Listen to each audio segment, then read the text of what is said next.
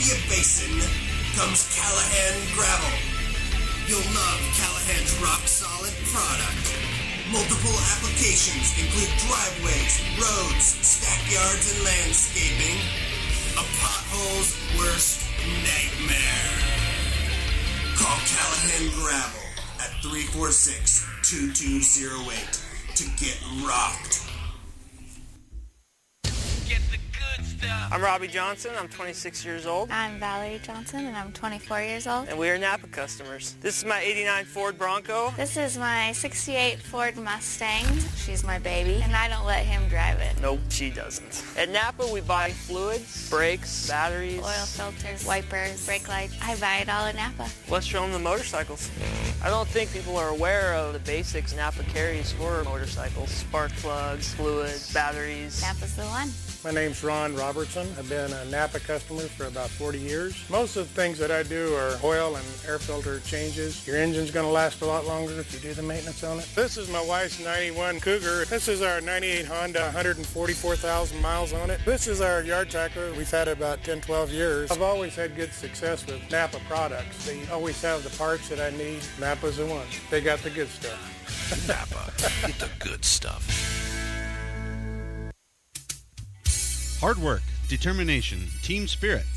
These are all qualities that put a winning team on the field, and the folks at Saddle Mountain Supply know something about a winning team. For over 30 years, Saddle Mountain Supply has worked hard to provide the highest level of service to the local community. They are determined to offer the best quality products at competitive prices, and they boast one of the top teams in the ag industry, ready to offer a helping hand or timely assistance. From bookwork to fieldwork, from accurate applications to reliable recommendations, Saddle Mountain Supply is committed to using the latest in technology and training to attend all your agronomic needs. Check out our website at www.performanceag.com for the latest in industry trends and market prices. Saddle Mountain Supply at performanceag.com. Quality you can count on, performance you can plan on.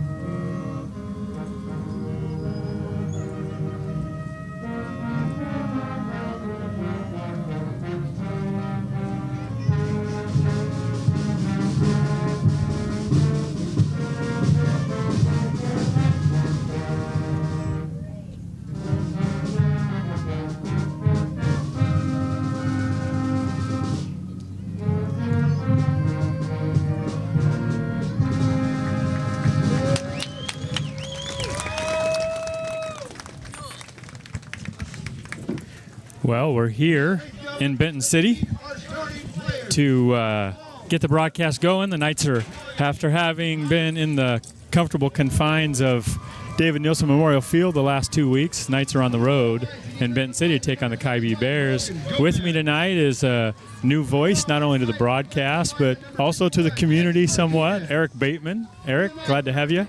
Glad to be here. Thanks, Mike. Thanks for having me. It's supposed to be potentially 25, 35 mile an hour winds tonight. We're not seeing that yet. Hopefully it stays away. Hopefully that helps their offense. Wind swirling a little bit, but we are having the the starters announced. And we'll listen into that for a little bit. Number 85, Juan Ojeda. Defensive back for the Knights, number 8, Lorenzo Byrick. Defensive back for the Knights, number 5, Angel Farias. And defensive back for the Knights, number 14, Corbin Christensen. Ladies and gentlemen, the visiting Royal Knights.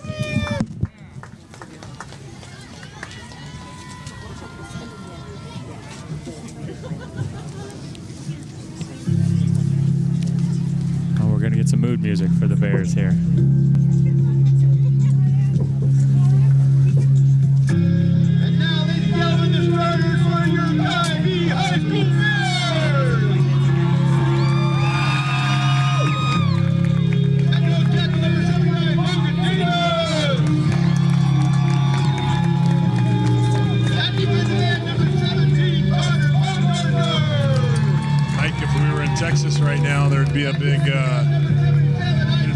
Mustang out on blow-up Mustang out on the field. There'd be smoke coming out of it right now. They'd be running through it. That's it. Some pyrotechnics maybe. Yes. And you'd be able to see it on the big video board, right? Yes. Well, we're not in Texas. My wife was commenting to me the bleachers over the stand's gonna be careful. You'll break your ankle. Your leg will go right through it. Now, are those stadiums individually owned by schools, or are they city-owned, that sort of a thing? They're owned by the school. Are they? Yeah. It's it's quite a sight to see, though. If Friendswood High School, the high school that we were at, there's probably 35,000 people in the community, and you can hardly even see anybody when the game starts. They actually bus them in from the junior high. Oh. So they park their cars down at the junior high, and they actually bus them in because it's they sell their tickets usually the year before. So there's a student section that you can the nosebleed section, but very interesting. Well, we have turf. That's right. That's Not right. here in Benton City, but we got to start somewhere. So, Eric, it won't be long. Captains will be out on the field, and we'll get this game underway. But a little bit of an update from last week's game. It was a homecoming game for the Knights. They played the Wahluke Warriors. The Warriors coming in to the game last week had a lot of rushing yards, pretty prolific rushing offense. And the Knights did an excellent job of maintaining the line of scrimmage, I thought anyways, and limited the Warriors to 67 total yards of rushing, and they only attempted 4 passes. Those were all incomplete. So even though the offense scored 69 points, I think it was the defensive effort that really stood out to me. What were your impressions of the game? I generally you don't see too often anymore such a tight offense like they were running. It almost seemed like they were in a goal line stance the whole game, and containing the outside and then putting a couple big guys up in the front and linebackers cheating up is really, I think, what shut them down. I mean, they just couldn't get a breath of fresh air after, they had a couple drives, couple first downs, I think, but. Right. I think I thought what the defensive line especially was able to get up underneath the offensive line and hold back that attack and allow the linebackers to see and to kind of run free. Alonzo Hernandez only played in the first half because of the score, but he had 11 tackles in the first half from his linebacker position, and when that's happening, that means the defensive line's also doing their job. Absolutely. I had a couple of the linemen say to me afterwards, they said, we've got a headache from using our heads as battery in the A and B gap. So they force you to that, I suppose, with their scheme. I call it a phone booth offense because you could fit their entire team in the phone booth, but I don't know if the younger generation knows what a phone booth is anymore. So I'm not sure that still is a workable analogy. That offense works if you got Jerome Bettis in your backfield of the bus. I think it's designed when you have basically 11 guys that are all about the same size. You don't really have a lot of speed or a lot of size, and you're just trying to maximize piling guys in the box there and getting as much as you can out of it. Yeah. Looks to me like the Bears won the toss and deferred, and so the Knights are going to receive. They're going to receive the ball going from our left to right. The Knights, the Bears coming into tonight, they only have one loss. They played one less game. I think that there was a game that they didn't make up when we had all that firestorm, wind, and bad weather. And so they have a record coming in of 3-1. And their only loss was to Connell. They lost that game 40-19. Otherwise, they've won all the rest of their games convincingly. Last week, they played Riverview and beat Riverview 48-0, something like that. So they're coming into the game feeling real good about their offense and being able to move the ball.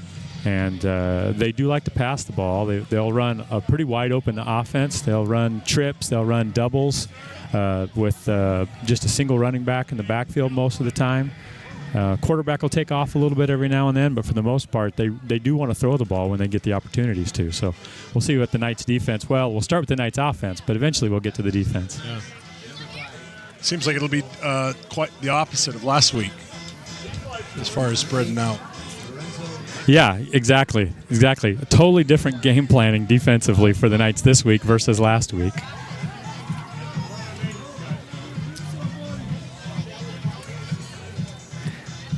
We're set here for the kickoff.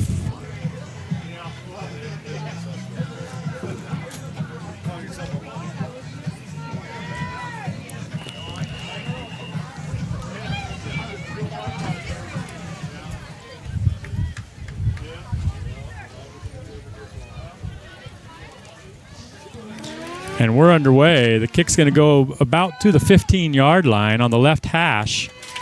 Knights return man gets to the outside edge. He's going to get across his own 40 near the 45, so the Knights will have great field position to start their initial drive. Couldn't see if that was, I think that was probably number 5, Angel Farias, on the return. Good blocking up front, too.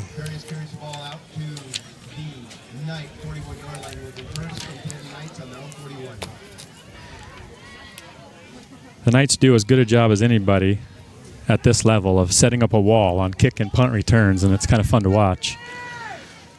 Sawyer Jenks is going to be under center for this first snap. He's going to have 2 receivers out wide to the left, 1 to the right. He's going to drop back and fake the handoff. He's going to roll to his left, look downfield. He's got a man open. He overthrows him. That was Angel Farias, the intended receiver, down to about the 35-yard line of the Bears. But he sure had plenty of time. Yeah, looked like Angels kind of froze in mid-motion there, and I don't know if it was a I wasn't bad call or I don't know if he felt like he should be sitting in a spot in the zone there, or and Sawyer thought he should be stretching it a little bit deeper than that. So a little miscommunication, but falls to the ground harmlessly. Going to bring up 2nd down and 10. Going to be a handoff and a fly sweep coming to the right. That's Angel again. He's going to break the first tackle and cut it back towards the middle of the field before a pile of Bears get to him and take him down. He's going to cross midfield nearly to the 40-yard line of the Bears. Looks like they'll spot it on about the 41. It'll be 1st down and 10 for the Knights. That was a gain of about 18 yards for Angel.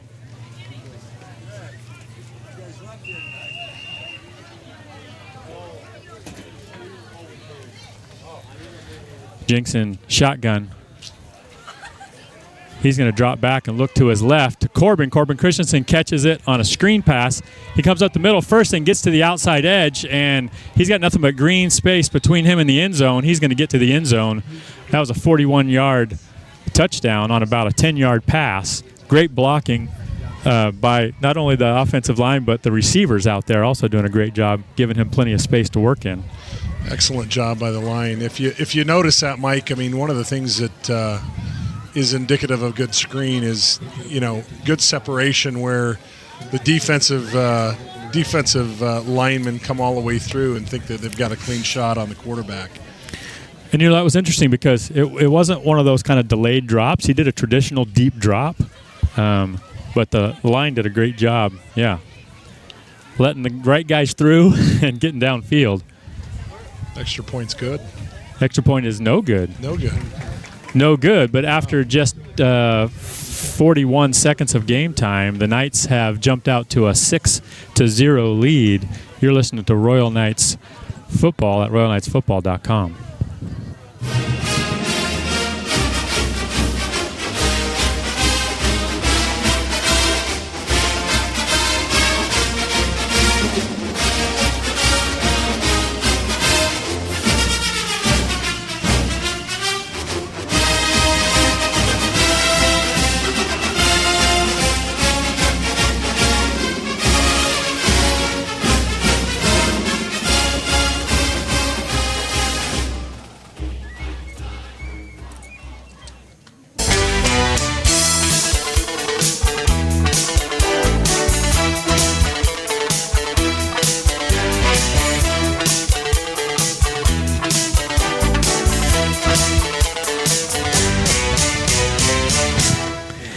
That was for Ryan Christensen. That's his favorite. That's his favorite. Magnum PI. That's Love yeah, it. Magnum PI. You may anybody listen to the broadcast now. We always talk about his wedding pictures. He looks just like Magnum. That's right. So That handlebar mustache. he's got it going on. He's not with us tonight. He's down in Utah, but he's listening in. Knights are set to kick off.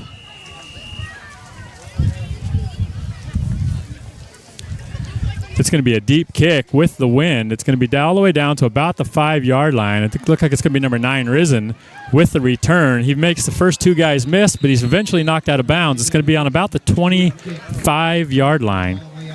In fact, exactly on the 25-yard line. That's where the Bears will take over their first possession of this game. Again, we expect to see a pretty wide-open attack from the Bears. They'll want to throw the ball around. Number 9, Risen, is their, I think he's their best athlete. But they'll throw it around to 2 or 3, 4 different guys. And quarterback is number 10, Leo Gomez, and he's a senior. He's 5'11", 190 pounds. So, and he's not afraid to take off either. So he's a fairly formidable runner if he chooses to. He's going to be in shotgun with the running back to his right. He's going to have doubles, two receivers on either side. He's going to look to the right. He's going to throw a little screen pass out to number 21 after a double pump, and it's going to go through his hands.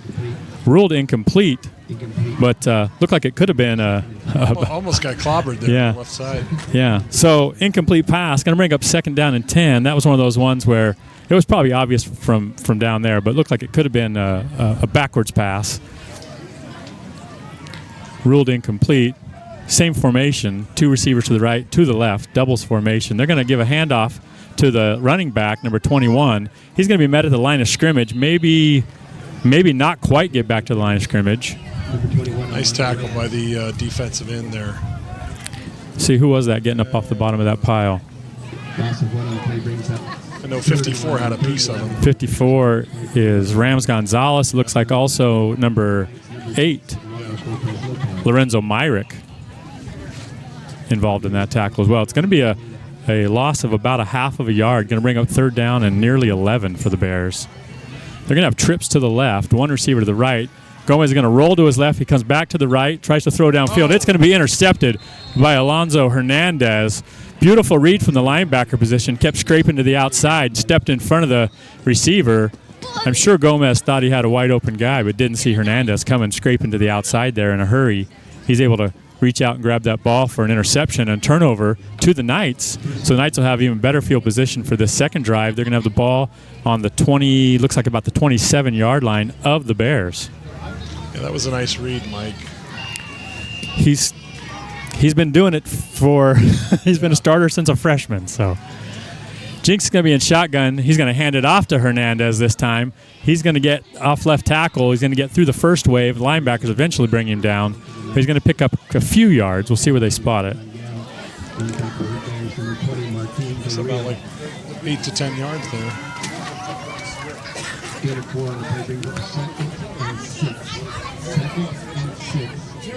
They're going to spot it at the 23, so technically he's going to get 4 yards on that.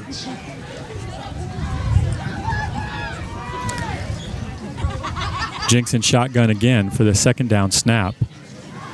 He's going to fake the handoff. He's looking downfield. He's got a man, and it's going to be intercepted. It's in and out of the hands of the receiver. And the Bears, number 9, Risen, showing up right there like we talked about, being one of their better athletes. Fortunate circumstances on that as it bounced out of the hands of, it looked like it was number 85, Juan Ojeda, wasn't able to bring it down. And Risen stepped behind, just basically a tip drill, was able to intercept that ball and get that possession back for the Bears and get them into better field position out to the 35-yard line. We have 9 minutes and 37 seconds left in the first quarter. The Knights struck quick early. They have a 6-0 lead. That was actually a good read by Risen, because if you think about it, had plenty of time to throw the ball. Offensive line did a great job on protection. Yeah. Illegal procedure was called against the Bears. We're going to have a legal procedure against the Bears, so they're going to lose a little bit of that field position. They're going to back up to their own 30. We'll have 1st down and 15. 5 yards. Eric, one nice thing about having you at the broadcast is your eyes are probably in a different place than my eyes are most of the time, right? in the trenches a little bit. That's it. That's what I look for the meat movers up front. So you'll help me see who makes what defensive linemen make sure they get credit for tackles, make sure the offensive linemen get credit for some good blocks. Good 3-4 look here. Gomez dropping back. He's going to throw the ball. It's going to be intercepted and fumbled. We'll see who falls on it. For the Knights, it was number 6 who intercepted it, and we're going to retain possession. Looks like he fell back on it himself. Number 6 is Eddie Cortez, linebacker. So, boy, we've only played for a few minutes here. We've already got 3 interceptions total in the game. The Knights have 2 of them, and they get the ball back and in good field position down to the Bears' 25-yard line. We'll see if we can have a drive here without the 4th interception of the game. First down and 10. Jenks in shotgun. He's going to have Hernandez to his right. He's going to hand off to Hernandez, getting around the outside edge. Bears did a nice job containing that outside right there, the right side. Yeah, they did. There was a few pulling linemen, but they weren't able to get out in time to get those blocks. It is still going to be a gain of about 3 yards. Second and 8 for the Bears. Not bad on first down, but we'll see what that does as far as opening up the rest of the offense for the Knights. Now, Hernandez, the last few games, hasn't run the ball very much. He was mostly played just on the defensive side, but he was nursing a little bit of a toe injury and must be feeling better now. Hernandez is going to get the ball this time, too, on a fly sweep motion coming across the right. After that motion goes through, Jenks hands it to Hernandez going back to the left, and he's going to find a hole and make his way all the way into the end zone from 22 yards out. The Knights will have a second touchdown with 8 minutes and 39 seconds left in the first quarter. You know, Mike, one of the interesting things on that last play was on the left side, you had there was a hole big enough for a Mack truck to drive through. I think that helps. So you're saying I could have scored because I would need at least that much. Well, you know, they say that's part of the mystique and magic this year that we've not had in quite a few years is just such a large group of offense and defensive linemen. You know, I think there's probably 12, if not 13, good, solid sophomore, junior, senior offensive and defensive linemen. So stacked pretty heavy. Yeah, a lot of depth that allows them to play one way when they need to and stay rested as well. So with 8 minutes and 39 seconds left in the first quarter, the Knights have jumped out to a 13-0 lead with that extra point being good. You're listening to RoyalKnightsFootball.com.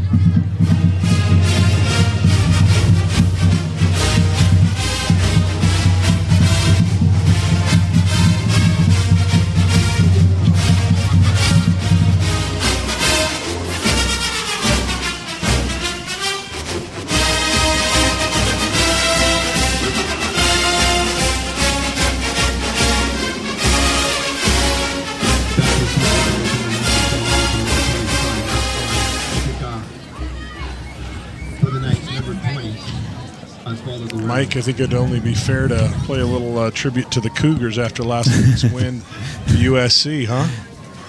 Yeah, they played it. That was a great game. It was. It was a great game. I was glad I recorded it, and I was able to go back and watch it later. Knights kick off. It's going to be a short kick taken on about the 32-yard line, but he's going to get taken down exactly there for the Knights, number 21, on the tackle. So nice ankle tack. Yeah, no return. Gets to him in a hurry, takes his legs out from underneath him, and it looks like they're going to spot the ball on about the 31-yard line for the Bears. It'll be first down and 10. Villarreal carries the ball out to the Bears 31-yard line. First and 10 Bears. Bears really haven't been able to get anything going yet with their offense. Last drive ended on an interception. The last two drives ended on interceptions, actually. This is the third drive for the Bears. Gomez is going to keep it to the right side, sweep, trying to get all those blockers out there, but the Knights get out there just as fast. And he's going to be brought down. We'll see where they spot the ball. It actually might be a short loss. Did you see who was in on that tackle? There was a bunch of them. I try to see who gets up off the bottom of the pile. That's usually who gets most of the credit. I think Lorenzo Myrick, number 8, one of the nights. 75 was in on the action as well. And number 75, Logan Gomez at nose guard. He eats up a lot of space. Maybe a doubles formation with some motion. They're going to hand to that motion going from right to left. He's going to turn cut up field at about the hash marks on the left side, and he's going to pick up a little bit, not much. Number 25, Alex Maya. Number 6, Eddie Cortez, getting up off the bottom of that pile from his linebacker position. It's going to be a gain of about 2 yards. It's going to be third down and about 9 here for the Bears. They have the ball in their left hash. 7 minutes and 30 seconds left in the first quarter. They trail the Knights by a score of 13-0. And this is a big play for them to try to maintain some momentum and keep this drive alive. Gomez dropped back. He looks to the right. And it's another interception, this time to Corbin Christensen. He intercepts it on about the 42-yard line. And he is got one man to beat. That's the quarterback himself. He steps inside and scores. Interception returned for a touchdown by number 14, Corbin Christensen for the Knights. So that's 3 drives, ended on 3 interceptions for Gomez. You know, Mike, you said going into this this game, it was definitely a game this year that defense has been a real powerhouse. Yes. 5 games of the season, and when you've got your leading receiver as a guy that's putting up several interceptions this year, and punt returns for touchdowns and all sorts of things. Makes for a nice cast of characters. Looks like we're going to have I think it's going to be an encroachment penalty by the defense. We'll see if the Knights even decide to take the penalty. A lot of times you'll see them decline that penalty and just keep the tee right where it's at. Unless the Knights decide like they want to go for 2 because they missed the extra point earlier and they want to get those points back.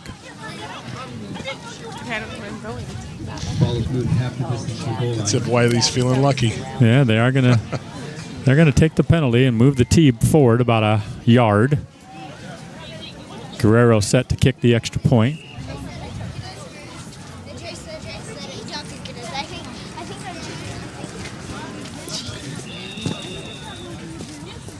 We're waiting. Kick this time is up and good. So with 7 minutes and 11 seconds left in the first quarter, the Knights have already jumped out to a 20-0 lead. You're listening to RoyalKnightsFootball.com.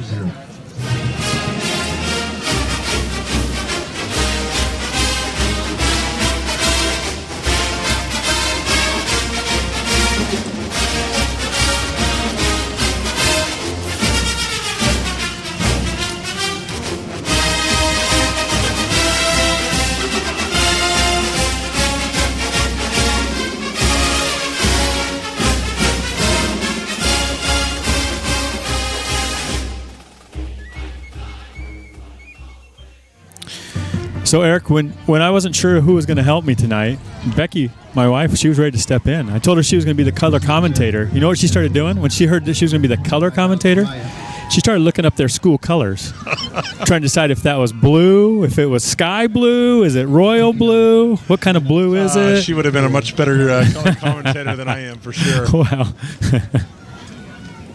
She can finish your sentences at least. Yeah, she could. Knights going to kick off again. This time it's going to be CJ kicking the ball. It's going to be taken on about the 13-yard line. I think the return man thought he called for a fair catch, but the official's not giving it to him. That's number 82 for the Bears. Number 82, Vitaly Rizin. Is Vitaly Rizin. I assume he's a younger brother or cousin to Daniel Rizin. And when he caught that ball, he really didn't take off. I think he thought he called for a fair catch, and either the official didn't see it or didn't think it was a valid signal. And so he caught it on about the 13-yard line, and they're going to get the ball on the 14, so he's only going to get about a yard out of that return because of the confusion. It could have been the 2 white jersey torpedoes coming out of Well, it could have been. Gomez going to turn to his right. He's going to throw the ball out to his right to number 25, looks like. Completed pass, but not much gain as the Knights get out there in a hurry. Corbin Christensen, I think, is the one that gets out there and takes him down. It's going to be a gain of 1 yard. Number 25 is Alex Maya. He's a senior, 5'7", 165-pounder from that running back position. So right now they're not really able to stretch the Knights' defense. They're trying to throw to the outside edges, essentially long pitches, and trying to get something going in some open space. It's going to be 2nd down and 9 here. A little bit deeper drop for Gomez. He completes the pass again to number 25, Maya. Maya carries the ball out to the Coverage was by number 85 for the Knights. Why am I drawing a blank? Juan Ojeda, and Juan Ojeda pulled off. He was a little early. He was afraid he was going to do a pass. He was going to have a pass interference, so he pulled off, and it allowed Maya to catch the ball for the completion. He's going to pick up about another 5 yards or so. Going to bring up 3rd down and about a long 4 for Gomez and the Bears. A little bit of a low snap, so he's running for his life. He's going to kick it out to the side again. See who that receiver is. He breaks the first tackle, and he's actually going to pick up the 1st down. Corbin Christensen was the first guy there, and Daniel Risen, number 9, was the receiver who was able to step through that tackle and actually pick up the 1st down for the Bears. I think if Corbin would have been able to secure him right where he was, where he made contact, they would have been in a 4th down situation. Does move the ball out to nearly the 25-yard line. 5 minutes and 41 seconds left in the first quarter. You know, Mike, look at the way Wiley spreads out his linebackers there. Number 22 and on the left-hand side there. Yeah, they really play 2 true linebackers, middle linebackers. Intended pass for Maya up the seam. And he's bracketed coverage, but if the ball would have been on point, may have been a completion. It's overthrown, goes to the ground. So Knights really play true middle linebackers, and then everybody else shifts according to the offensive formation, and they have specific responsibilities, but they may be in a different location every play depending on how they're matching up with the offensive formation is. It tells you how much confidence Wiley has in his 3 front. Oh yeah, absolutely. Big guys up front. Absolutely. 2nd down and a long 9 here for Gomez. He's going to fake the handoff and then look to his left. He throws it over the middle. He overthrows Maya again. And the best thing that happened for the Bears on that one is that it wasn't intercepted again. Several defensive backs in the area, and he was thrown into a crowd there. Intended for number 11. Number 11 is Taryn Hilborn. He's a senior wide receiver for the Bears. So 3rd down and nearly 10 from the 25-yard line for the Bears. Gomez in shotgun. He's got 1 running back to his left. Low slap again. He's going to throw downfield, and it is caught. It's caught by number 9, Risen, and he's going to run out of bounds on the Royal Knights side of the field down to the 44-yard line of the Knights. So crossing pattern there, and they had receivers at 2 different depths, which was pretty effective. Gomez was able to make a pretty good throw, and Risen, with his athleticism, was able to go get it. And that's a nice gain for the Bears, picking up a big 1st down and preserving this drive. You almost thought it was intended for the... I thought it was intended for the deeper guy. Yeah, absolutely. I agree with you. I'm also not a fan of running out of bounds. This time Gomez hands off to the running back, number 21. And he's going to be wrestled to the ground, but he's going to pick up probably 2 yards, nearly 3 yards. Number 22 brought him down. Number 22, Isaac Ellis, outside linebacker. One of the Knights in on that stop. And I think this is the longest set of yards that we've had on us, at least in a pass front. Yeah, I think so. And I think this is going to inspire the defense to step up a little bit here. 2nd down and about 8. Gomez is going to fake the handoff on the 5 sweep and roll to his right, a little half roll to his right, tries to throw the ball to number 21. And Juan Ojeda looks like was in on the coverage there for the Knights. Yeah. Almost intercepted. Yeah, it was closer to being an interception than a completion. Now, 3rd down, it's going to bring up 3rd down and 8 now for the Bears. We've got 4 minutes and 16 seconds left in the first quarter. The Knights are up 20-0. And last time it was 3rd and long. The Bears were able to have a nice long completion to preserve the drive. We'll see what they do here with Gomez in shotgun. He's got doubles formation, 2 receivers to either side. He's going to roll to his right. He's looking downfield, and he's going to take off and run. did a good job setting that up, kind of pointing downfield and making the receivers hesitate to come up on him, and uses athleticism to get down inside the 35 down to about the 32-yard line and pick up another first down. So converting on 3rd and long for the Bears on this drive. This goes back to what you said earlier, Mike, that he's, this quarterback is fairly versatile. He's got a decent arm, and he obviously proved from that play he can run as well on the outside. Yeah, you can't sell out on the pass. You got to spy him or keep somebody in that area. He does like to roll out. This time it's going to be a straight drop. He's going to look to his left downfield, and the pass is going to be short. It's going to bounce through the receiver's arms, and again intended for number 21. For a short, stocky guy, they send that guy out on a lot of patterns. Armando Reyes. And that was just a throw, right? That was a straight drop. He's been basically rolling, either a full roll or a half roll. That time just a straight drop, trying to throw the ball over the middle. Incomplete, brings up 2nd down and 10 from the Knights' 32-yard line. Looks like we may have a little motion there, but it's not going to get called. They are going to get a completed pass out to the left hash. Gomez pass complete to number 25, Alex Maya. Alex Maya on the catch. Isaac Ellis on the tackle. It's going to be a gain of 6, nearly 7 yards. It's going to bring up 3rd down and shorter anyways, for the Bears. And you got to figure this is 4-down territory regardless. So they're going to have 2 shots to pick up this first down. But they've converted on the last 2 3rd down scenarios. Gomez is going to drop straight back. He's going to throw the ball. It's going to be completed, but I think it's going to be tackled short. He throws it out, just a quick pass out to the right flat. Number 25. Maya again, number 25 on the reception. Looks like number 34, Hernandez, for the Knights on the stop. They're actually going to call it essentially no gain. Looks like the formation of the Bears is the last couple drives has been spread out. They'll run receivers out wide and then a second inside set of receivers on either side in a slot, and they're kind of tight. They don't usually use a tight end at all. They just have 5 offensive linemen and then 2 receivers to either side. This time they're going to run the running back out as the 3rd receiver to the left.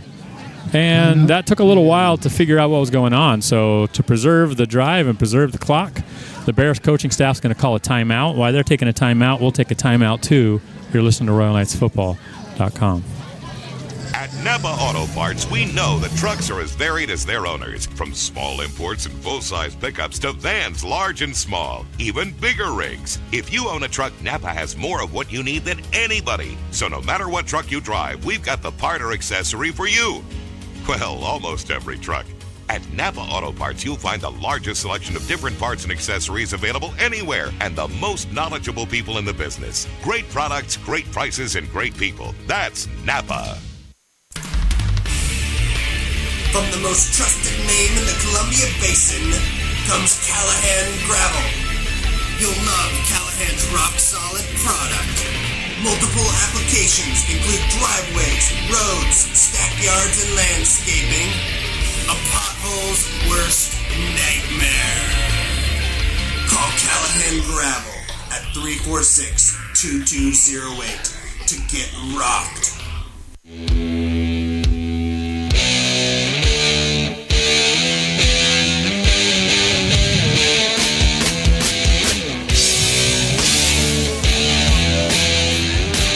Good thing your wife picks the music here, Mike. So this is a big play, 4th down and about 3 for the Bears, inside Knight territory. Gomez in shotgun. Again, 2 receivers to either side. He's going to have motion coming from left to right. He's going to fake that motion and throw the ball over the middle. And they're going to call that. They're going to call it complete. Then the ball squirts out. But he must have had it completed to Daniel Risen, number 9, over the middle. Picks up the first down and moves the ball to the Knights' 15-yard line. First down and 10 for the Bears with 2 minutes and 18 seconds left in the first quarter.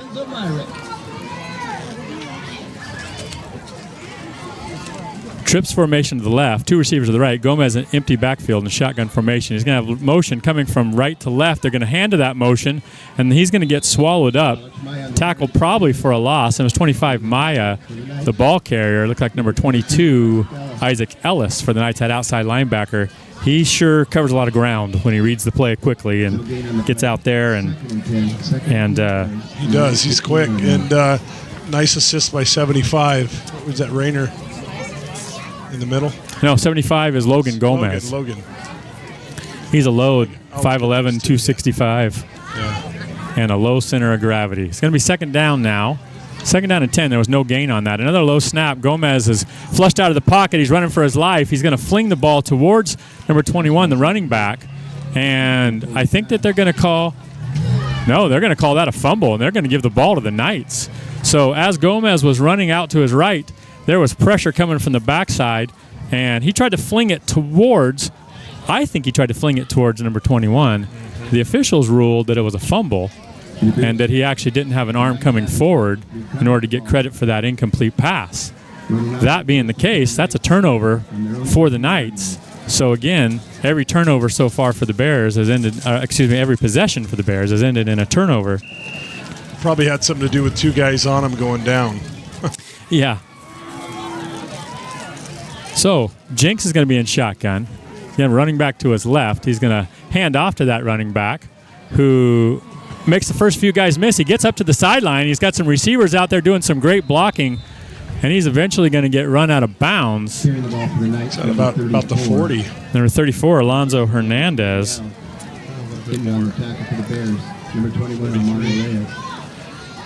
From the 13-yard line all the way out to the 42. So a 29-yard gain. That matches his yards so far tonight. That's his 4th carry for 58 yards. He does have a rushing touchdown.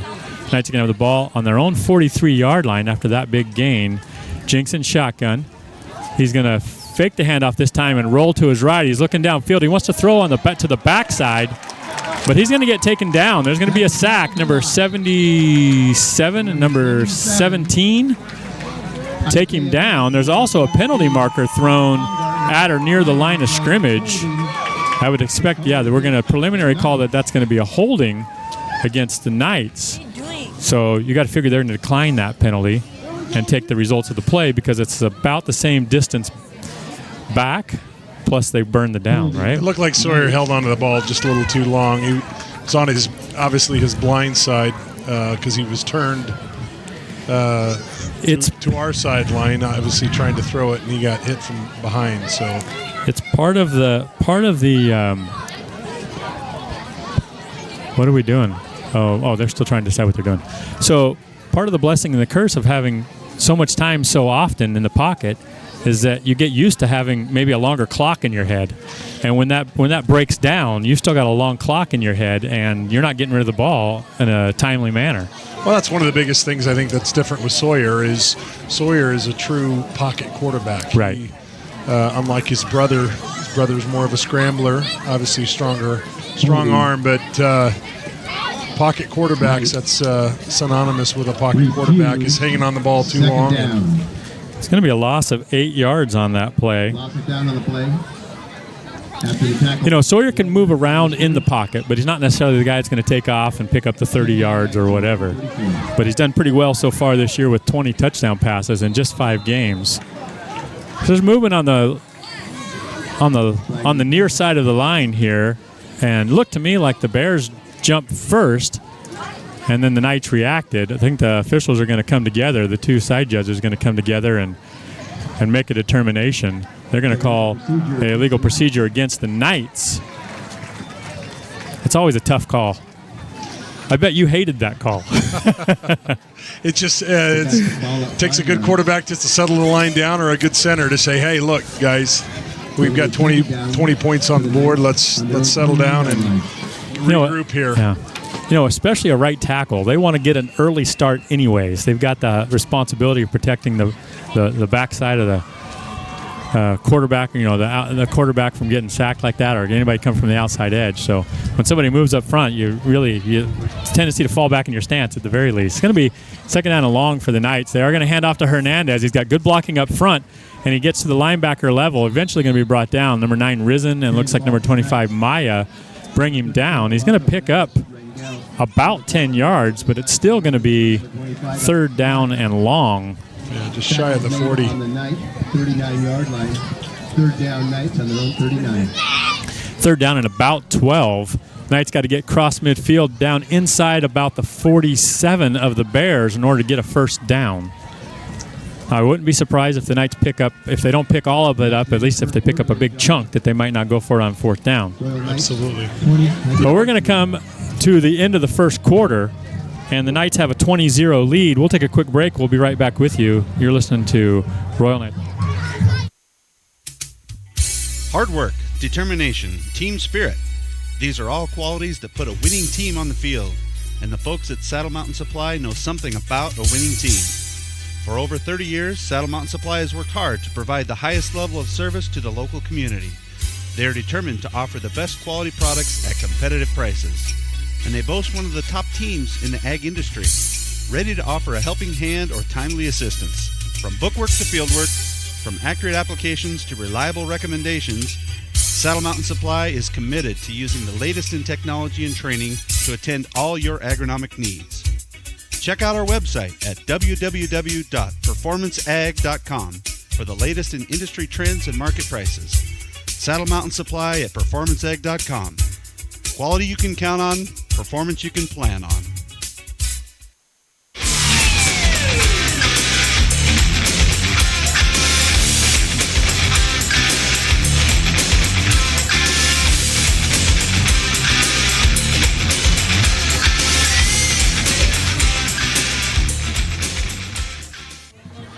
Both teams making their way off the sidelines at the end of the first quarter break here.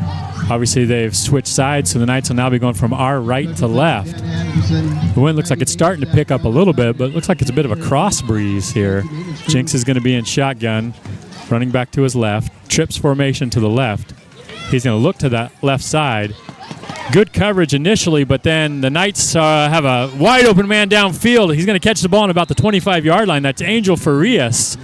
And Jinx, I don't know if it was intentional or just the way the play worked out, as he looked to that left flat, and I think he froze some people, and then Angel was able to get upfield, and Jinx got enough arm to get it down there to him. You know, one other thing that was interesting was you notice the protection. When the ball snap count, the protection, it was amazing that 77 was the only one that was a little bit in the backfield, and that our offensive tackle, obviously left tackle, held him off pretty good. So great protection up front. So coming into the game, Angel Farias was averaging 30 yards a catch. Now he's got one catch for 60 yards. So and then his average just went up, believe it or not. And the Knights go for two. What we see commonly is Corbin Christensen, he takes that snap, he stands up, he throws it to C.J. Quintero from that tight end spot, just floating out to the left. And so the 2-point conversion is also good. The Knights get back to even 7-point increments with 11 minutes and 51 seconds left in the first half. The Knights jump out to a 28-0 lead. You're listening to RoyalKnightsFootball.com. Nachos. Hot chocolate.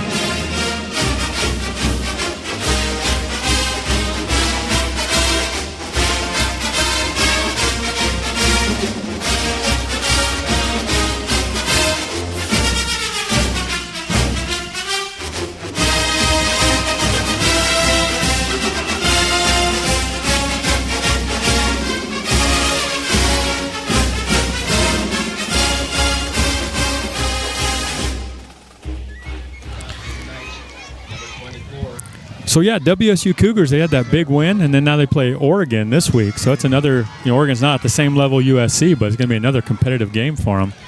I think this might be their year. I think the last time they had something like this was Ryan Leaf era, early 90s. Yeah. There were some good things from Ryan Leaf. We actually came out in the same draft together. So, well, I was going to say, our Cougars are playing tonight, too. This is true. Against Boise State. See if we can get some updates on that game. Hopefully they can right the ship a little bit. Yes. C.J. Quintero is set to kick off. Nice. It's going to be a relatively short kick. It's going to bounce around and force the return man to pick it up on about the 12-yard line. He's going to try to get out to the left side, or to the right side, rather. He does before he's drugged down. Nice return as he works his way from left to right, all the way out to the right sideline. C.J. Quintero, the kicker, is the one that brings him down, but not before the Bears get all the way out near their own 45-yard line. Now, normally when a kicker makes a tackle, you're like, oh, wow, the kicker made the tackle, but CJ, not your average body for a kicker, starting as an outside linebacker on the defensive squad for the Knights. But that was a nice return for the Bears. Sets up good field position. Nice read, too. Alex Maya, I mean, he's not the tallest tool in the shed, but, boy, he's got some speed around the edge. He did, and they did a nice job setting that edge for him, allowing him to get out there. A little confusion here for the Bears in the offensive backfield as they're trying to figure out the formation. They're going to run trips to the left. Risen is going to be the lone receiver out here to the right. Corbin Christensen's going to be on him. Gomez is going to be in shotgun with one running back. He's going to drop back and look to Risen, and that ball is going to be nearly intercepted. Corbin Christensen read that perfectly, stepped in front right here at the 50-yard line. Diving attempt for the interception, doesn't get it, but knocks the pass to the ground, intended for Risen to the short side of the field here. It looked like Armando Reyes, number 21, was a little bit confused. That's is he the one? Is he the running back lined up in the backfield? Yeah. We're going to go in a doubles formation this time. 2 slot receivers, 2 wide receivers. Gomez in shotgun. He looks to his left. He's going to throw the ball, but there is the receiver, the intended receiver, number 3, never looks for the ball. Angel Farias was on coverage and realized the ball was coming, dove out, tried to get to it, but couldn't. But the receiver never saw the ball coming. Yeah, like about to hit him in the back of the head. Yeah, we've seen that happen before in the state championship game last year. Connell had a receiver get hit in the back of the head with the ball, and there was miscommunication, Those obviously. Those are never fun to watch on the replays. No. 2 receivers to either side again for Gomez. He's going to drop back. He's going to look to his right. He's going to throw to Risen, and it goes off his fingertips. Hernandez tried to step in front, maybe block the line of sight a little bit for Risen. He reaches out, gets to his fingertips, but he's not able to pull it in. So it is going to bring up 4th down and 10 for the Bears, and it looks like they're going to bring on the punt team. It's nice pressure from 24. C.J. Quintero from that outside linebacker position. Him and Isaac Ellis on the other side. He blitzed. They're formidable. They're very athletic and quick from the outside edge, and they're tough to block. He really is. So set back to punt from their own 35-yard line. Corbin Christensen, the return man, he's going to run up. It's going to bounce. It doesn't touch him. He lets it go, and it's going to take a Bears roll all the way down to about the 10-yard line. So with 11 minutes and 21 seconds left in the first half, the Knights have a 28-0 lead and the ball, but they've got to navigate 90 yards to put another touchdown on the board. Boy, 11 minutes and 21 seconds. It seems like time is moving very slowly with incomplete passes. The problem with teams that throw the ball a lot, if they're not able to complete them very often, it stops the clock, and it gives the Royal Knights a lot of possessions. Absolutely. Well, I think you saw in the first quarter a complete defensive game from the Knights. And seeing in the second quarter here a little bit more from the offense. Trips formation for Jinx. He's going to hand off up the middle to the running back. He's going to pick up nearly 10, maybe 9 yards. I'm thinking that was number 8, Lorenzo Myrick. He's the running back on this drive. Good block from 77. 70. Your right guard. 77 is Chase Jeanette. He was clearly up in the backfield. Chase is a junior. Big lower body, strong legs. We had another handoff to Myrick this time, and he's going to get just past the 20. We'll see if it's enough for the first down or not. It may be a little short. That's where the officials spot the ball on the 20, 3rd and 1. Nice blitz read from number 10 on the Bears. That's Gomez, the quarterback, trying to help himself out on the defensive side. essentially no gain, maybe the length of a football.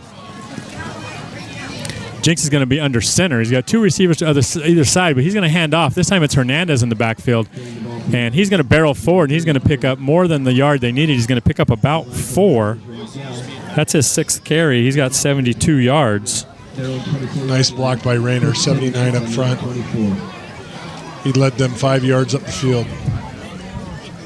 I used to love those type of blocks. You know, we just turn around and tell the running back, hey, just grab the back of my shirt and hold on.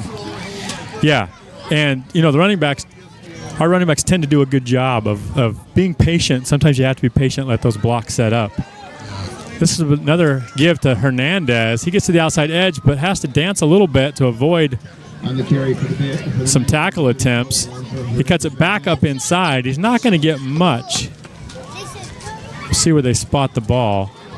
Well, I say not going to get much. It ends up being, well, they're going to mark it back. It's going to be 3-yard carry. 2nd and 7. 2nd and 7 Knights. The yards don't show it, but if you look, 54 led that block all the way up. The running back stayed behind him. Rams Gonzalez, probably our most athletic lineman. Maybe our smallest lineman, but quick, athletic, great when he's pulling, getting out into open space with lead blocks. Going to be another handoff up the middle, and he gets to the outside edge past the linebackers. He's eventually drugged down. He's going to pick up, he needed 7 yards. He's going to pick up about 10. Again, it's number 8, Lorenzo Myrick. Is it just me, or does it look like Wiley's running the ball a little bit more tonight?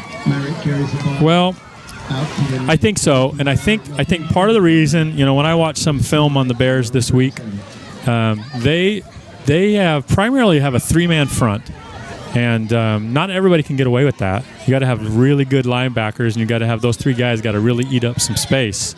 They seem to be crowding a little bit this time, coming with the blitz, but the Knights have a screen pass set up, which looked like it was going to go for a lot, but a great play by number 9, Risen.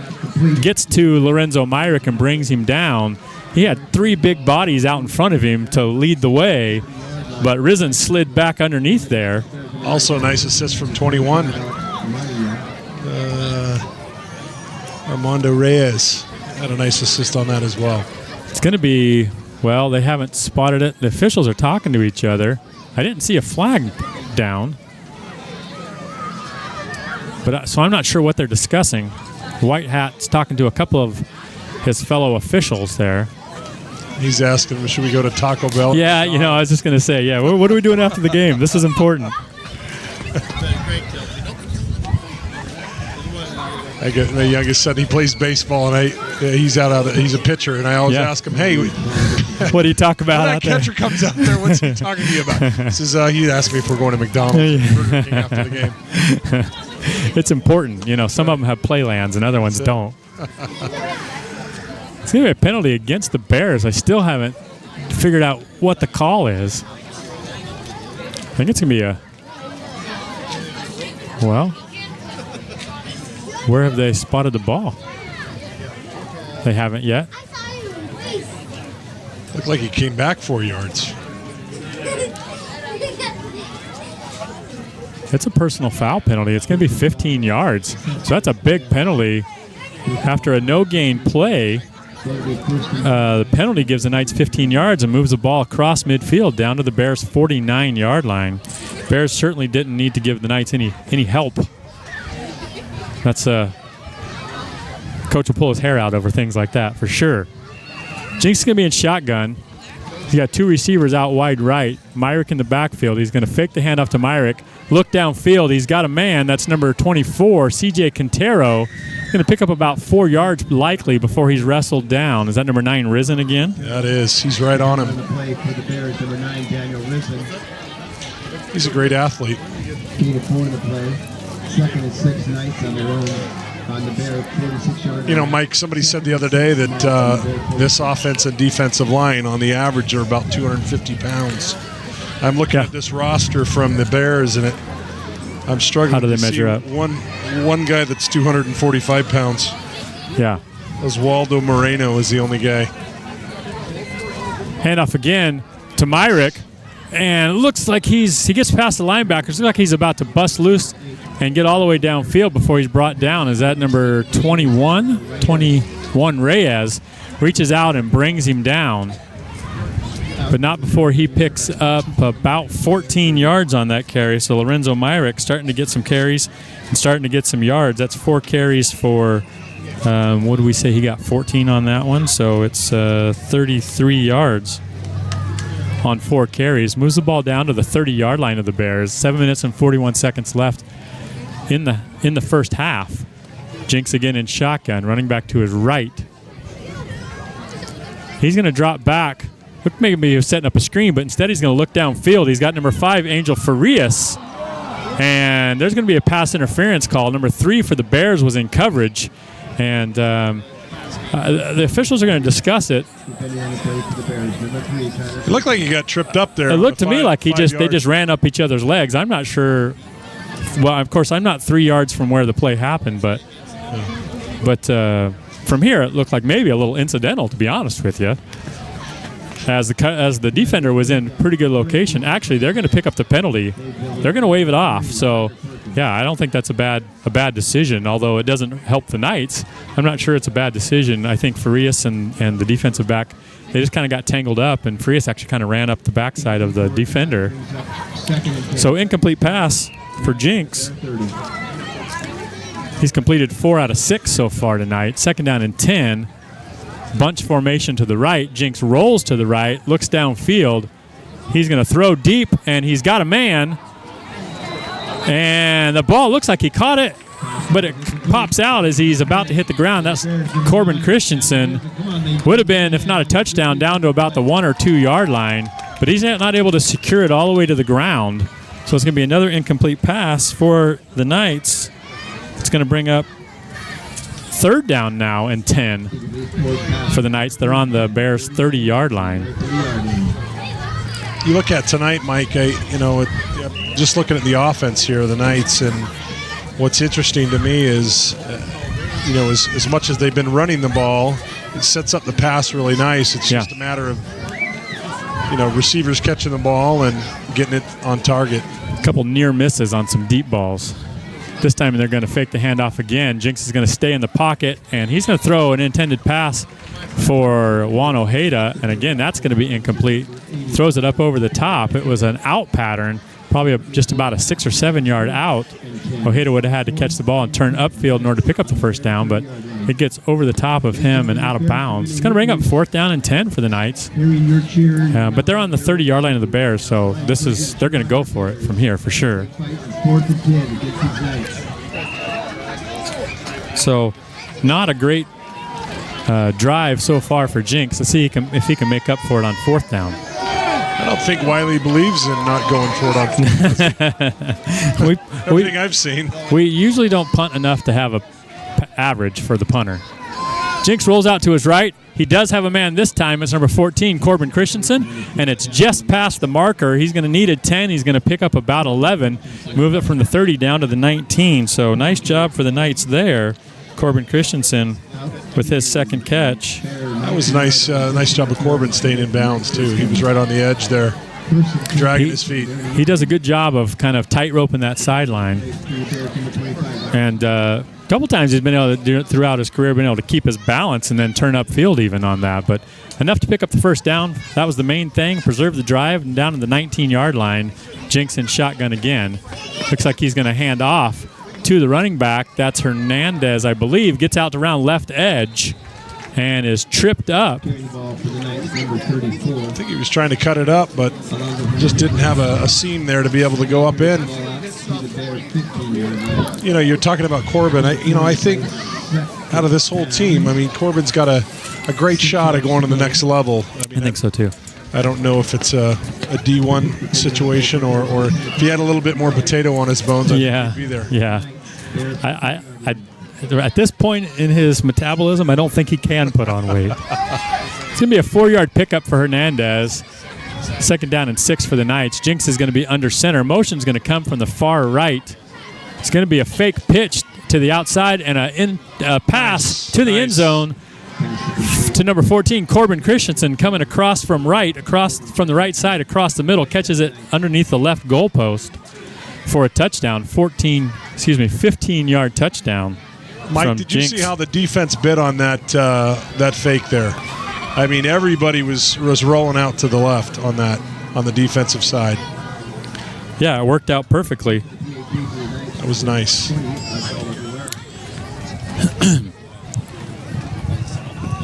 And Sawyer locked in on Corbin, saw him, and threw a pretty nice dart right to him in the back of the end zone, back middle of the end zone. And it looks like Guerrero, kicking the extra points, is back on track after missing one earlier in the game. And with 6 minutes and 15 seconds, the Knights jump out. 6 minutes and 15 seconds left in the first half. The Knights jump out to a 35-0 lead. You're listening to RoyalKnightsFootball.com.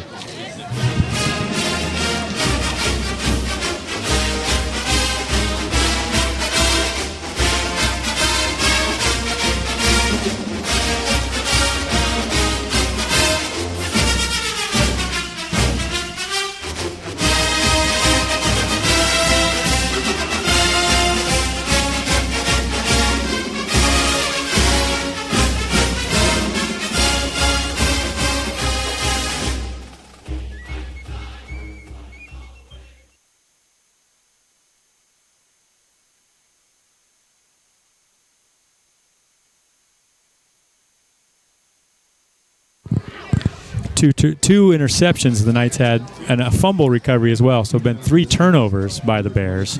The Knights do have 1 turnover. There was an interception on a tip ball that Risen was able to pick up.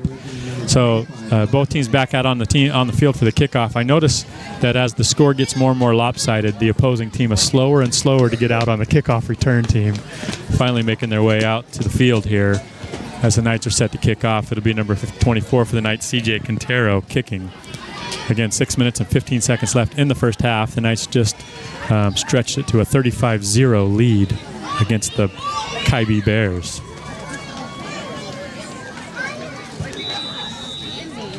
We've got a penalty marker thrown. Looks like probably going to be offsides on the Knights on the kickoff team. It was a short kick down to about the 30-yard line, but they'll back them up 5 yards. And CJ will try it again. I didn't see, must have been on the right side. The side judge on that side, on the Knights sideline, that threw the flag.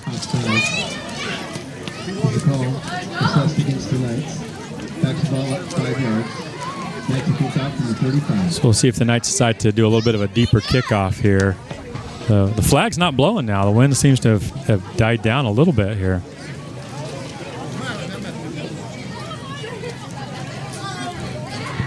CJ set to kick again.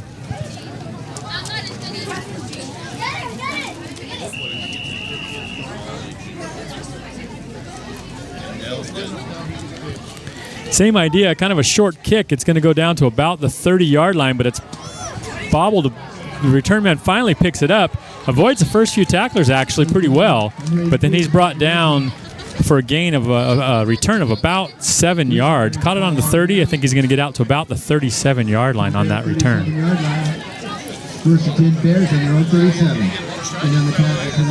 So the last couple drives, the Bears have been able to move the ball sporadically, I'd say. On one drive, they did get down into near the 10-yard line of the Knights before they had a fumble turnover. One of the more threatening opportunities to have the first touchdown scored against the Knights defense. The Knights were able to stave that off with a fumble recovery. You hesitate to say it, but this is probably the most action we've had since Ellensburg.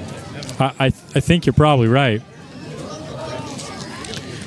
Gomez is going to be in shotgun. Trips formation to the right, and the ball's on the ground. Gomez is going to fall on it. Little confusion as he faked the handoff to the running back. The running back was set to his right, came across his face for the fake, and looked like it bounced off of his hip and goes to the ground. It's at 21. Ray is the running back, and just knocks the ball loose. So it's going to be a loss of about 6 yards, maybe 7 yards for the Bears.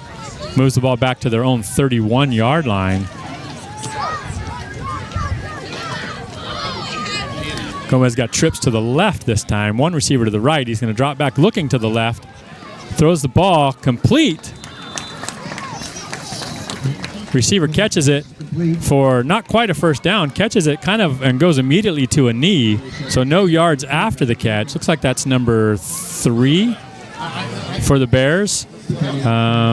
He needed 16. He's going to pick up about 13, move the ball out to their own 45-yard line. Tyler Perkins. Tyler Perkins is a 5'11", 160-pound senior receiver. So third down and only about 3 here for the Bears. Pretty manageable. They're going to have a little bit tighter formation here. No, they're going to move Risen, spread to the right. He's got 2 other receivers on that side with him. Low snap. Gomez got a run, and he is going to get taken down. Number 54, Rams Gonzalez, the first guy back there. And then big Logan Gomez, number 75, the nose guard, fills the hole there and brings Gomez down. And so what was 3rd and 3, now is about a 4-yard loss, going to bring up 4th down and 7. The Bears have the ball on their own 40-yard line.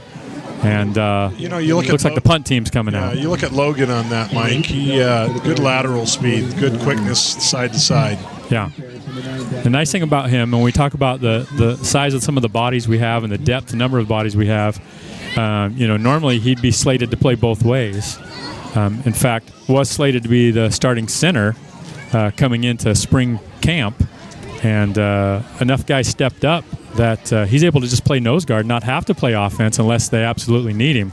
It's a bad snap here. Risen is the punter, and he is going to actually throw a pass. It's caught by number 20 and then fumbled. Doesn't matter. He's brought down, and the Knights take over on downs anyway. So it was a bad snap to Risen, and he ran to his right, and instead of looking to punt the ball, he decided he was going to try to throw it. He completes it to number 20. But it's not enough. And so the Knights are going to take over on downs from the Bears' 40-yard line with a 35-0 lead and 3 minutes and 30 seconds left in the first half.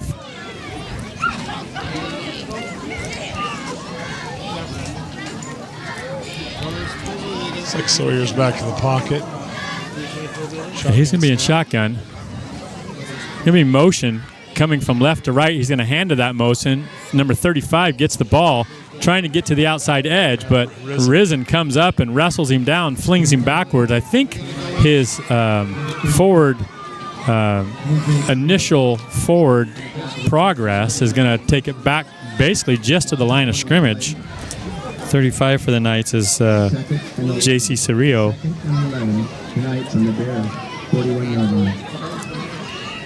Gets that carry on the kind of the fly sweep action, but for no gain. Risen showing his athleticism there, stretching, scraping to the outside, shutting that down.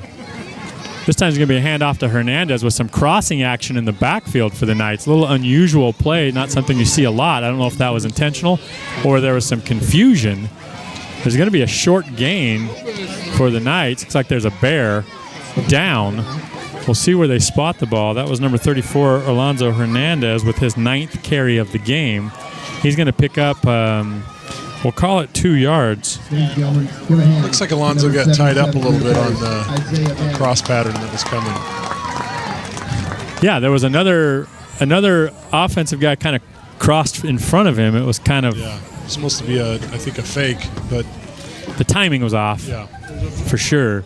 It's going to bring up 3rd down and 8 for the Knights as the injured Bear is able to make it off the field under his own power. Knights have the ball on the 38-yard line of the Bears. Jinx in shotgun. Looks like the Bears might be bringing the blitz. Jinx is going to drop back. He's going to throw the ball to an open receiver. That's number 5, Angel Farias. And he's not able to pick up much. He's no yards after the catch, as for the Bears, number 3, and looks like Risen also in there for the stop. It's only going to be about a 3-yard, maybe a 4-yard gain. What would you call on this one, Mike? You got the whole field to your right. What would you call? Would you run it or would you pass it? Quick screen pass out to the right? I think I would look at something. Get one of our athletes in open space with all that space out there on the right side.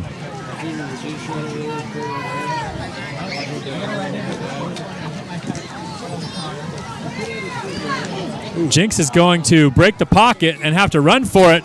and he puts his head down, and he's going to pick up the first down. So, yeah, he dropped a short drop looking for deep pass. Looked like all the receivers went deep, and pressure was coming. And he did a nice job stepping up through the pocket and realizing that he had some space to pick up the first down. And boy, at the end there, he put his shoulder pads down and made sure. I don't think he was already had the first down at that point. And if he would have known that, he probably wouldn't have been quite as aggressive.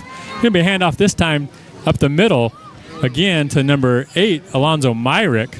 He's driving forward. He's finally bottled up and pushed back, but he'll get forward progress. Probably give him, we'll see, about 8 yards is what my guess is going to be. I'd like to see him use his forearm instead of his head as a battering ram, though. Yeah. So after the 8-yard loss on the sack, he gets back to even on that. I have to.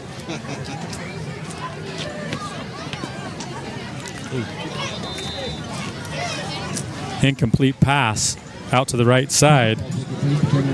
That time for Jinx. Maya on the coverage for the Bears. That was 2nd down and 3. It's going to bring up now 3rd down and 3. They're on the 18-yard line. No, more like the 19-yard line of the Bears with 1 minute and 6 seconds left in the first half. So Knights definitely want to put up one more score here in the first half if they can. But they've got to convert on this 3rd down and 3. Jinx is going to look to his left first, then to his right. He's going to get it out to number 5, Angel Farias. Angel breaks the tackle and stretches out for the first down. For the Knights, Angel Farias Ramos.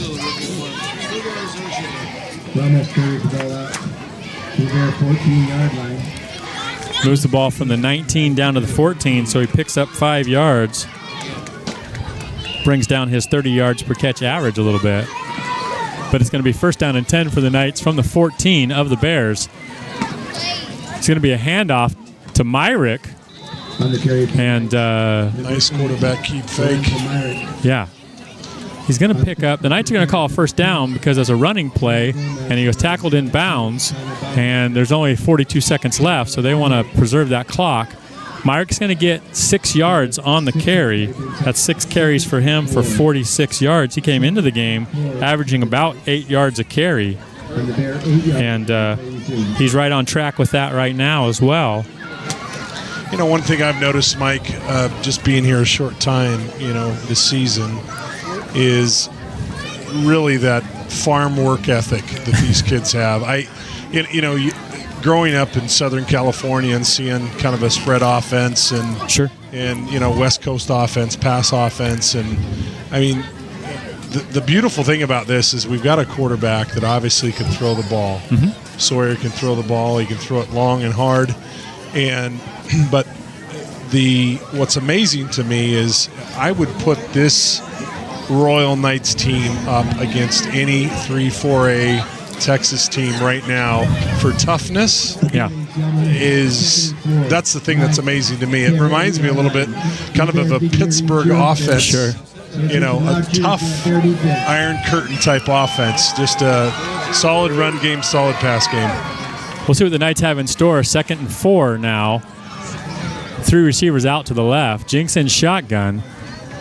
He's going to fake the handoff and keep it himself. He's going to run right up the middle, and he's going to score a touchdown. Wasn't even touched. From the 7-yard line, and he doesn't do it often. In fact, he does it rare enough that it's a shock, I would say. And he picks up the 7-yard touchdown, a rushing touchdown, an odd thing, but a welcome thing for the quarterback, number 7, Sawyer Jinx. Almost looked like a Giselle going. Yeah, Yeah, he had a great touchdown last year in the semifinals against Deer Park when he was playing quarterback after the game was in hand, and he kind of broke through, and then there was nobody in front of him. He was kind of startled, looking over his shoulder to make sure that it was a classic. Is this okay? Am I supposed to keep going? Yeah. So the Guerrero also converts the extra point after the touchdown by Jinx, and the Knights have a 42-0 lead with 37.5 seconds left to go in the first half. You're listening to RoyalKnightsFootball.com.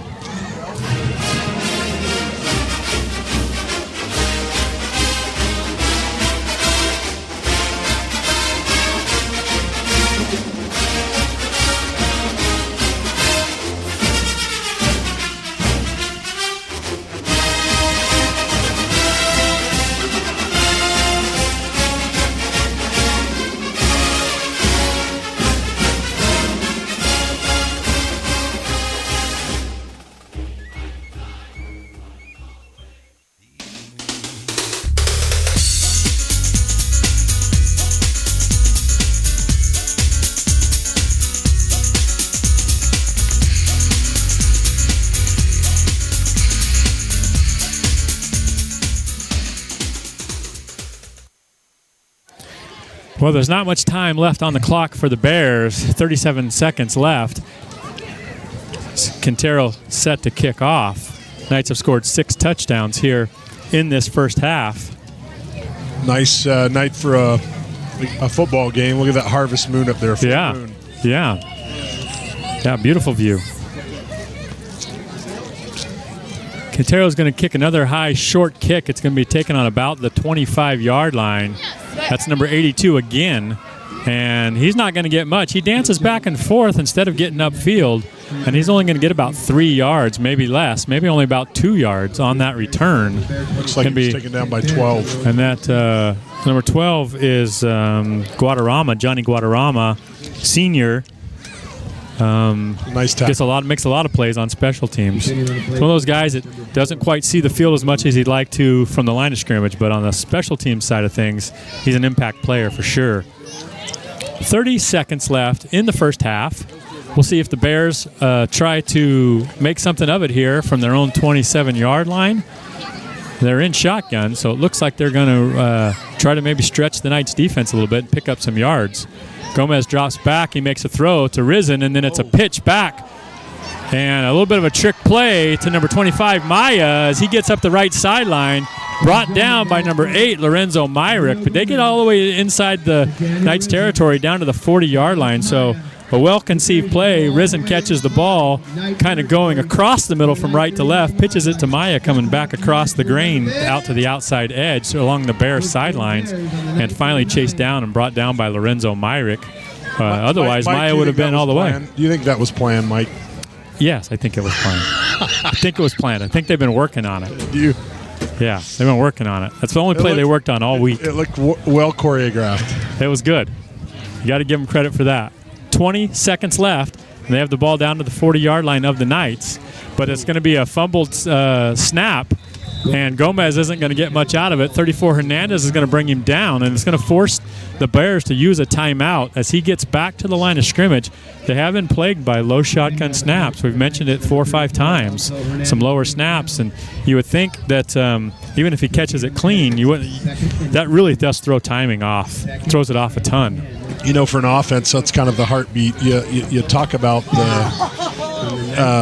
quarterback and being the leader of the team, but I'll tell you that center and that the exchange between that center and that quarterback is pivotal to having a good offense. It really is. Well, and it does a lot of things. It throws timing off, and another thing it does is, especially in a passing situation, is a good snap will allow the quarterback to keep his eyes upfield and see what's going on. And when he has to look down to gather that ball, then look back up, he loses all of that, right, and has to kind of quickly reset his mind and try to find his guys again.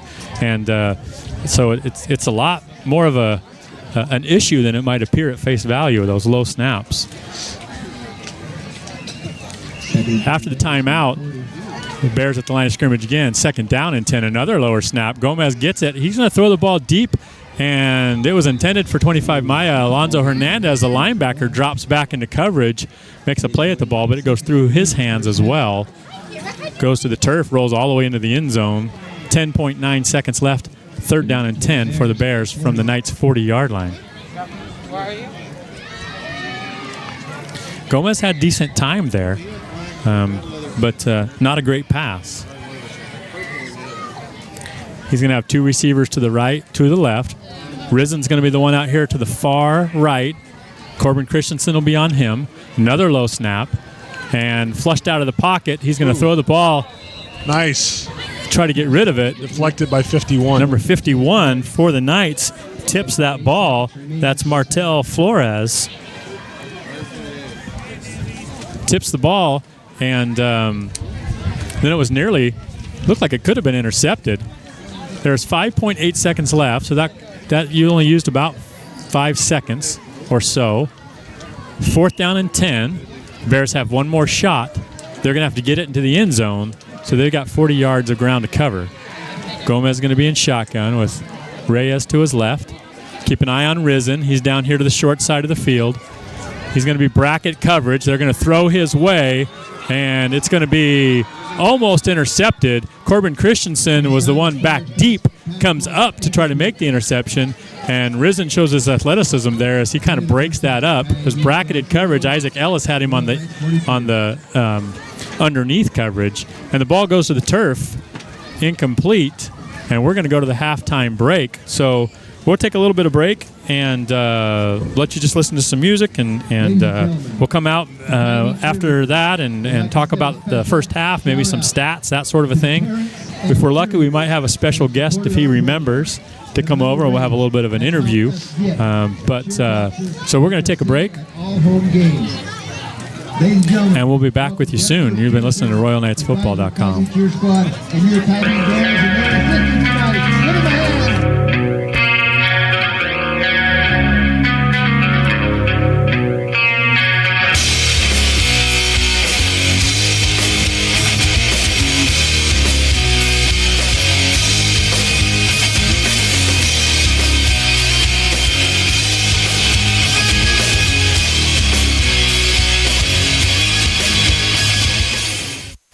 It takes more than just the ability to make good furniture to become the #1 selling brand of home furniture in North America. It takes quality, style, selection, and service. These are the 4 cornerstones you'll find in Ashley Furniture and available at Easy Home Furnishings. Offering financing OAC, rent to own with no credit checks and no credit hassles. It's so easy to shop at Easy Home Furnishings, 900 East Broadway in Moses Lake. Easy Home Furnishings, making it easy for you.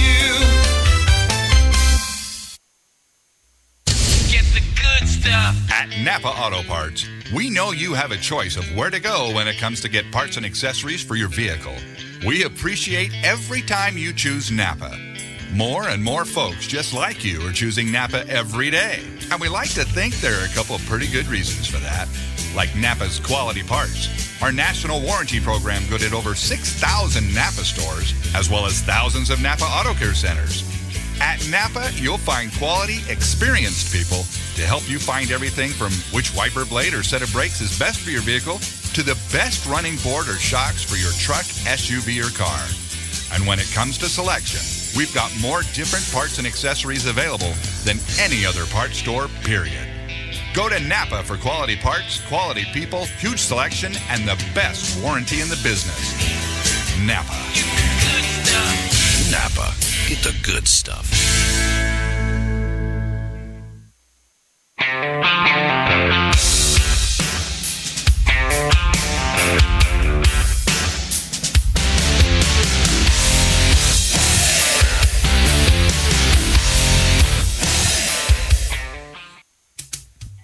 Hard work, determination, team spirit. These are all qualities that put a winning team on the field. And the folks at Saddle Mountain Supply know something about a winning team. For over 30 years, Saddle Mountain Supply has worked hard to provide the highest level of service to the local community. They are determined to offer the best quality products at competitive prices. And they boast one of the top teams in the ag industry, ready to offer a helping hand or timely assistance. From bookwork to fieldwork, from accurate applications to reliable recommendations, Saddle Mountain Supply is committed to using the latest in technology and training to attend all your agronomic needs. Check out our website at www.performanceag.com for the latest in industry trends and market prices. Saddle Mountain Supply at performanceag.com. Quality you can count on, performance you can plan on.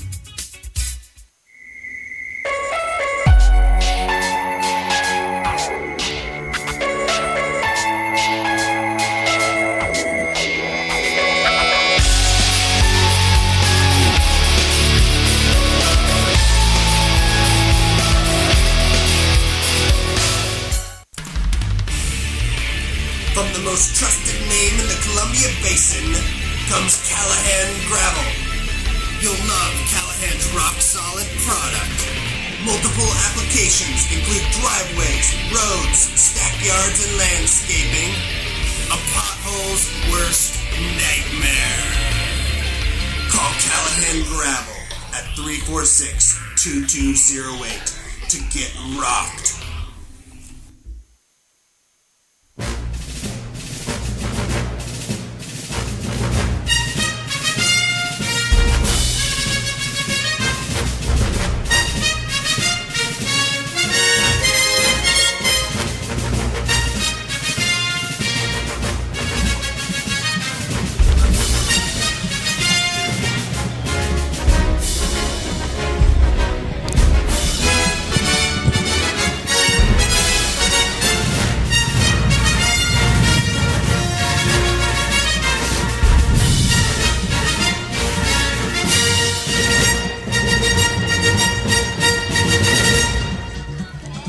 Okay, well, I've got a special guest for you. I didn't even know he was coming home until I saw him in the gym last night. Then I realized it was the bye week at Weber State. So we've got Caden Jinks, former Royal Knights quarterback. How's that sound, former Royal Knights quarterback? It's a little tough to hear, It's just something that I really love to be a part of. And, to move on, it's tough, but everyone graduates at some point. So we're glad to have you back and glad that you've moved on and having some other opportunities. We'll talk about that in a minute. But most important right now is Royal Knights football. And so give me your assessment of the first half so far. Obviously, you can see from the score, it's been a very dominant first half. We've given up a few more yards than I'm sure we would like to have, but as you can see, the defense is playing lights out still. Goose egg up there on the scoreboard, and I couldn't be more proud of the guys back there playing. Yeah, absolutely. I remember towards the end of kind of fall camp, being at practice, and Coach Scroggins, the defensive coordinator, saying, I don't care about yards, it's points we want to prevent, right? And so the Knights have done a great job of that. Coming into this game, the offense has scored 281 points, and the defense has only given up 3. That didn't happen during your career, Mr. Safety. No. Yeah, I wasn't known for my defensive prowess. But. No, wait a minute. There was a hit in the state championship game that got some replays. So I don't want to hear that. Yeah, just every once in a while. But Coach Scroggins obviously just does a great job preparing the defense every week, every year. And he's one of the best coordinators I've ever been. And we were talking about that. Eric and I were talking about that during the game, watching the Knights defense, how, depending on the opponent, the Knights seem to be, it's the same base defense, but it looks so different depending on the offensive formations. And it's, you see a lot of teams where they run their defense, and then and then in game they try to make adjustments, where the Knights are willing to, basically reinvent the defense at times when they need to between from week to week to deal with the opponent. So, little brother Sawyer. He's playing great, You can look at the stats and watch the game, and you can see he's out there making plays, and I couldn't be more proud of him. Got responsible for 4 touchdowns tonight so far, 3 through the air, and then closed out the half with a rushing touchdown. Yeah, just showing he can do it all sometimes.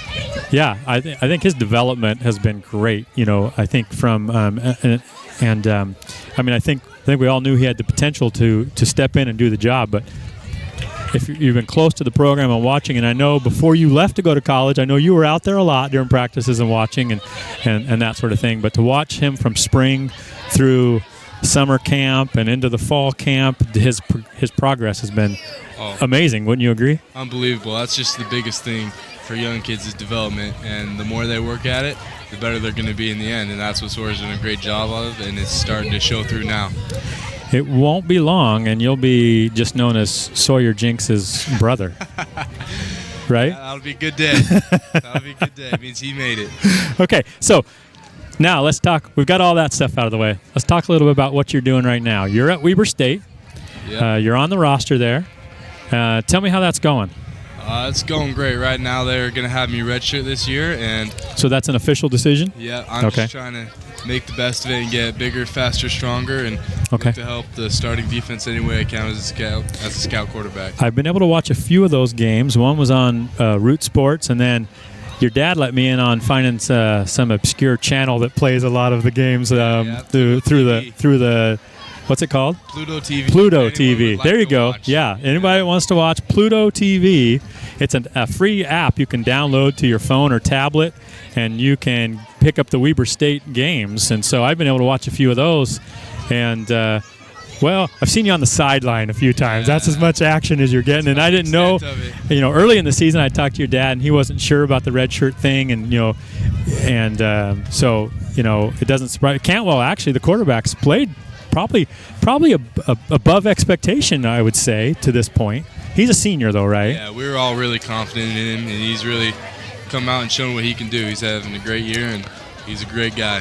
Love Steph. Looks like he's got a great group of guys around him, offensive linemen, some great receivers, a good defense that keeps them in games and gets the ball back. And, I guess you got to be excited. You're going to eventually inherit some of that, right?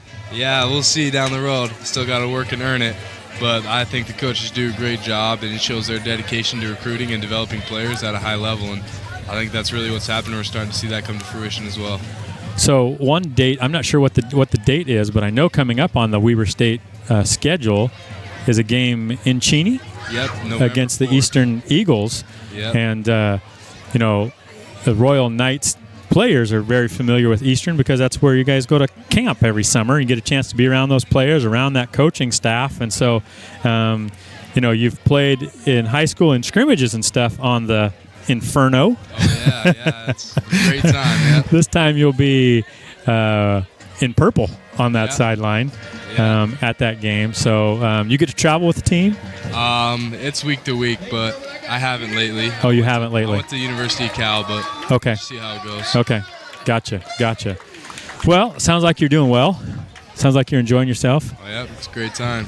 How you doing on your schoolwork? Your mom would want me to ask how you're doing on your schoolwork. It's a lot of work, and it takes a lot of dedication. How much time do you guys spend per week in football activities?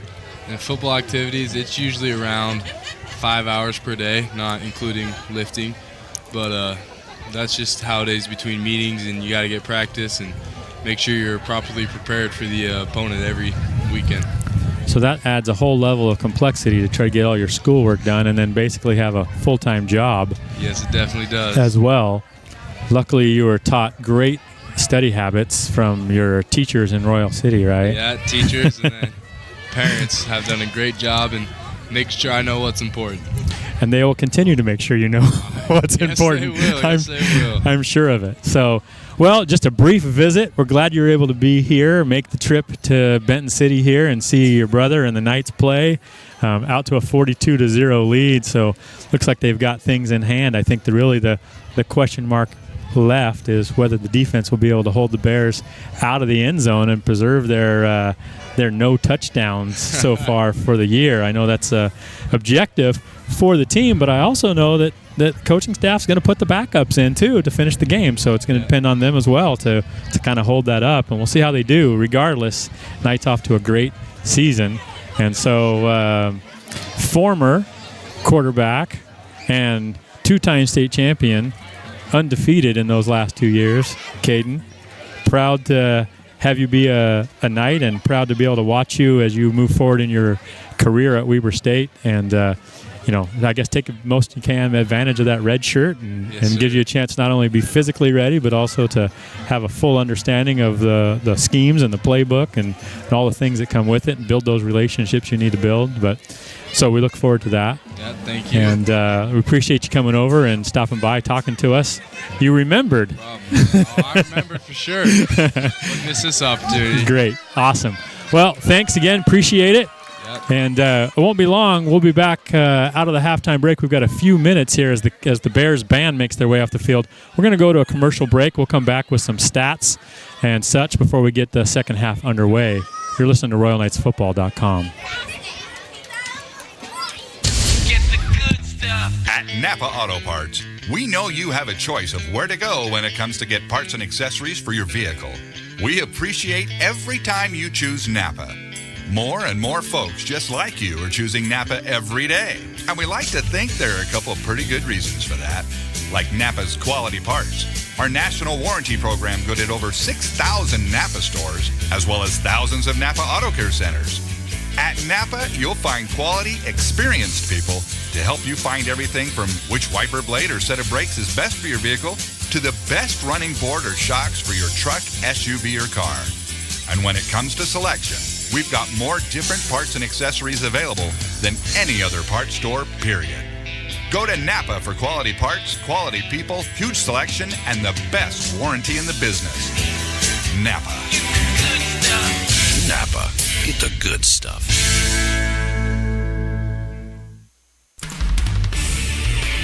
From the most trusted name in the Columbia Basin comes Callahan Gravel.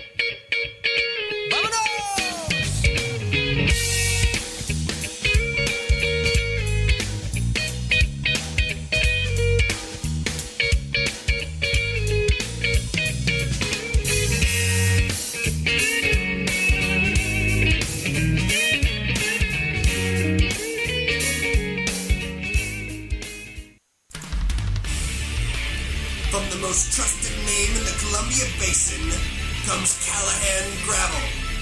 You'll love Callahan's rock-solid product. Multiple applications include driveways, roads, stackyards, and landscaping.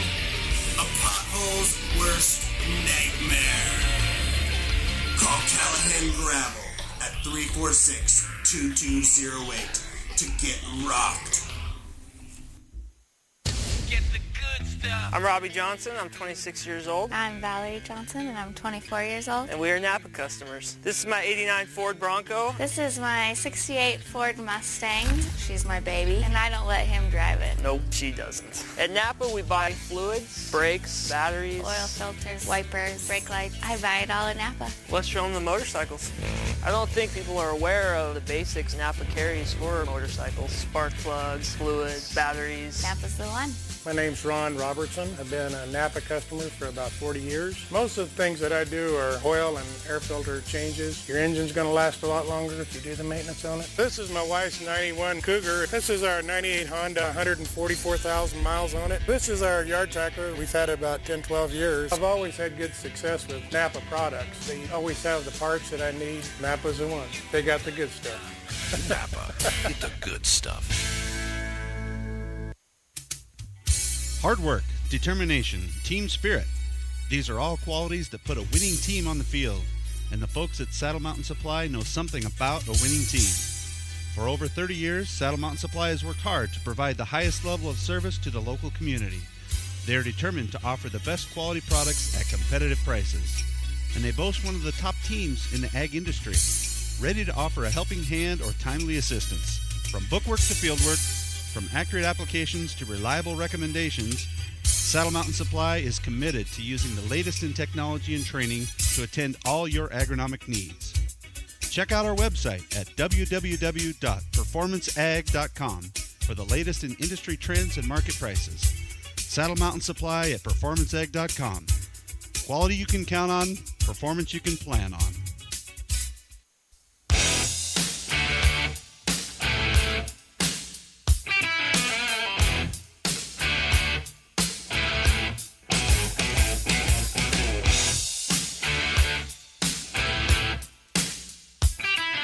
Quintero out on the field, ball spotted on the left hash. He's ready to kick off. Ball is up, and it's going to be taken at about the 20-yard line.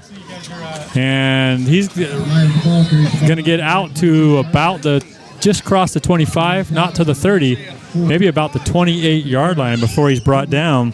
And that's number 25, Maya. You know, last time he returned one, almost broke it coming out here to the right side. That time he wasn't able to get going before the Knights got to him and brought him down. I didn't see who made that tackle. You know, the odd thing is you really can't tell what's going on with the game by looking at the score, because it just seems like to me there's been more action here tonight than we've seen in the last 3 or 4 on the weeks. field, this feels more competitive than it does on the scoreboard. Gomez, with their first drive, is in shotgun formation. He's going to throw a quick screen pass out to the outside edge, but that's going to be swallowed up. Isaac Ellis right there, step for step, and it's going to be a loss, probably a loss of about 3 more. It's going to be a loss of nearly 5, about 4 yards, as that little quick pass trying to get Maya out in open space, but Isaac Ellis read that and was out there in a hurry and just swallowed that up single-handedly for a tackle for loss. Going to bring up 2nd down and 14 now for the Bears. They're pushed back to their own 22-yard line. They're on the right hash. They're going to have 3 receivers out wide to the left with Gomez in shotgun, running back to his left. He's going to fake the handoff, look across the middle, intended for Maya, goes off his hands. Almost sacked. Yeah, he had a lot of pressure coming his way. Had to get that ball off in a hurry, so it wasn't as accurate as Maya would have hoped it would have been. Good pressure from Logan. Logan Gomez, like I said, he's got a low center of gravity for as big of a body as he's got. Now, he's not as big as he was in the past. He's actually put in a lot of work and got pretty svelte compared to times past, and that's helped him stay keep that energy level up at that nose guard position and fight off those blocks and get some good pressure. This time is going to be another fake, and Gomez is going to keep the ball. He's going to throw the ball downfield, nearly completed to number 3, Coverage was number 5, Angel Farias for the Knights. That ball should have been caught, and if it would have been caught, it would have been about a 25-yard gain from Gomez to number 3, Tyler Perkins, but he's not able to bring it in. It's going to bring up 4th down and 14. Generally, at this point, Wiley has in the JV, but I guess we're not at 60 points. So the last 2 weeks were a little bit of an aberration. Those scores were well into the 50 points plus, 60 points at halftime. Traditionally, Wiley lets the starting offense and defense play one series into the third quarter. And so the starting defense still out there right now to defend this, to return this punt. It's going to be kicked out of bounds. The ball is going to be out of bounds probably about the 45-yard line. Looks like they're going to spot it at the 45-yard line of the Bears. So the Knights will start their first possession of the second half in Bear territory down to the 45-yard line. Not a great punt from Risen, but he gets it off cleanly, goes out of bounds, and gives the ball to the Knights with 9 minutes and 13 seconds left in the third quarter. Remember, we're at 42-0 at halftime, and once we get to the halftime break, when there's a 40-point margin, we're at a running clock. So we'll be in a running clock the entire second half. Jinx is in shotgun formation, and it looks like we got a little bit of an early start there from the right tackle. He was going to make a great block, too. So it'll move the ball back to I think exactly midfield by the time they spot it. Be first down and 15 for the Knights. Going to be a ball length inside of midfield. Number 77 on the Bears got lucky on that one, I think. Jinx in shotgun. He's got 2 receivers out wide to the right. Corbin Christian isolated on the left. He's going to hand it off to Hernandez. He's going to pick up a few before number 21 brings him down. Notice that double blitz on that one, Mike, from the Bears. Looks like they're bringing a little bit more pressure this second half. So it's going to be a pickup of about 4 yards. 10 carries so far for 85 yards. So typically at this point, teams have to make a decision. Are they going to come all out, try to put pressure on, or are they going to drop guys back and try to cover better? Right. And so that's the point where the Bears are at now, and they've decided as of right now they're going to try to bring some more pressure. Second down and 11 after a 4-yard gain by Hernandez. Jinx in shotgun. He's going to hand off to Hernandez, coming from right to left, but a good open field play, open field tackle for the Bears by number 10, Gomez. He's going to limit Hernandez to essentially maybe a 1-yard gain at most. So the Knights trying to establish the run in the face of the extra pressure that the Bears are bringing. So far, they've only picked up about 4 or 5 yards on those 2 running plays. Third down and long for the Knights here. I smell a screen. We'll see if you're right. 2 receivers out wide to the right. And they're going to fake the handoff this time, and Jinx is going to roll out. And we have an inadvertent whistle, I believe. I believe we have an inadvertent whistle. I think the handoff fake from Jinx to Hernandez was so good that when Hernandez got tackled, the side judge here on this end thought that Hernandez had the ball and blew the whistle and stopped the play. Jinx was rolling out to his right. There was pressure coming, but he had room, I think, to make a good throw. And but usually when the inadvertent whistle happens, the ball is spotted where it was when the whistle was blown, if I'm not mistaken. So this is actually going to work against the Knights if that's the case, if that's what happened. I don't see a marker, penalty marker or anything down, so I think that's what happened.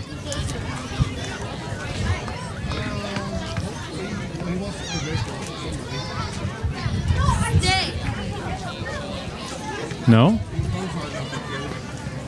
They're going to keep the ball at the line of scrimmage and replay the down. Yeah, looks like it. Replay the down is the decision they made there. So pretty sure that was an inadvertent whistle, and that's what they've decided to do is essentially replay the down. See if the Knights dial up something different here after kind of showing their hand on third down and long on that last play. It's going to be a fake handoff, and Jinx is going to look downfield. He's going to look down to the right. He's got a man. That's number 14, Corbin Christensen. He's being wrestled around. He catches it on about the 15, works his way inside the 10, down that right hash. Nice play all the way from the 46-yard line. Down to the 7, it looks like. Down to the 7, so that's a 39 yards pitch and catch.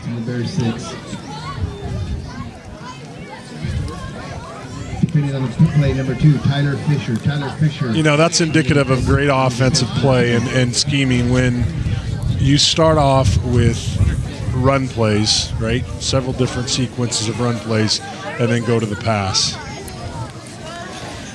Well, yeah. The defense can't hone in on anything, I suppose, is what I'd say to that. It's going to be first down and goal from the 6-yard line, actually. And Hernandez is going to take the ball off left tackle. He gets met. Number 33. And do we get a signal?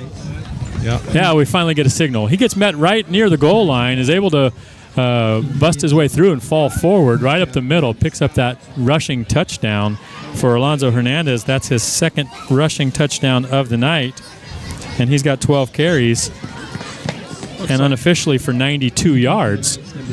So the Knights score on their first possession of the third quarter, but there's only 5 minutes left in the third quarter with the running clock situation. We'll wait for Osvaldo Guerrero to kick the extra point.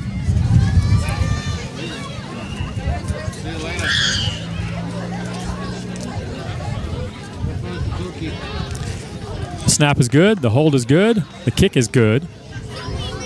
Yes. So with 4 minutes and 48 seconds left in the third quarter, the Knights jump out to a 49-0 lead. You're listening to RoyalKnightsFootball.com.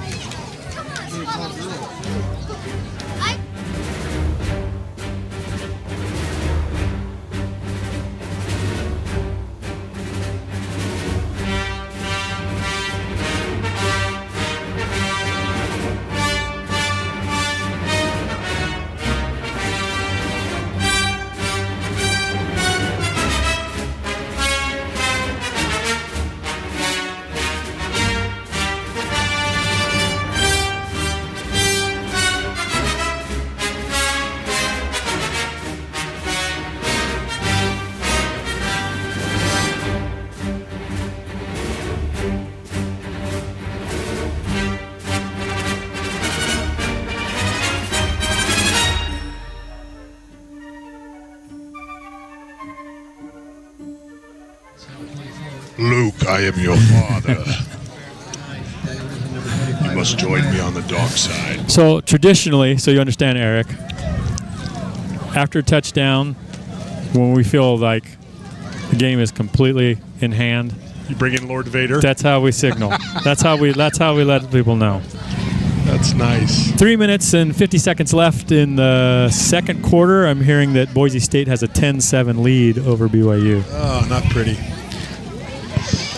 You know, they've got all the cast of characters on that offense and that coaching staff to make a great dynasty again. They just can't seem to get a start, I think, with their quarterback.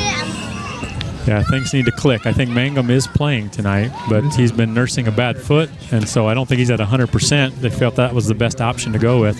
Fair catch for the Bears on about the 21, 22-yard line. You know, my father-in-law, we were talking the other day about BYU and Seahawks and some other teams, and you know, he made an interesting comment. He said, you know, when you're a Royal Knights fan, you have no patience for your other teams not winning and winning big. It spoils you for every other team that you root for if they don't blow everybody out. And so there is some truth to that, I think. I was sitting around with a group of ex-Royal alumni, and they said, we don't run the ball here. we just pass the ball. We like exciting. It's too slow.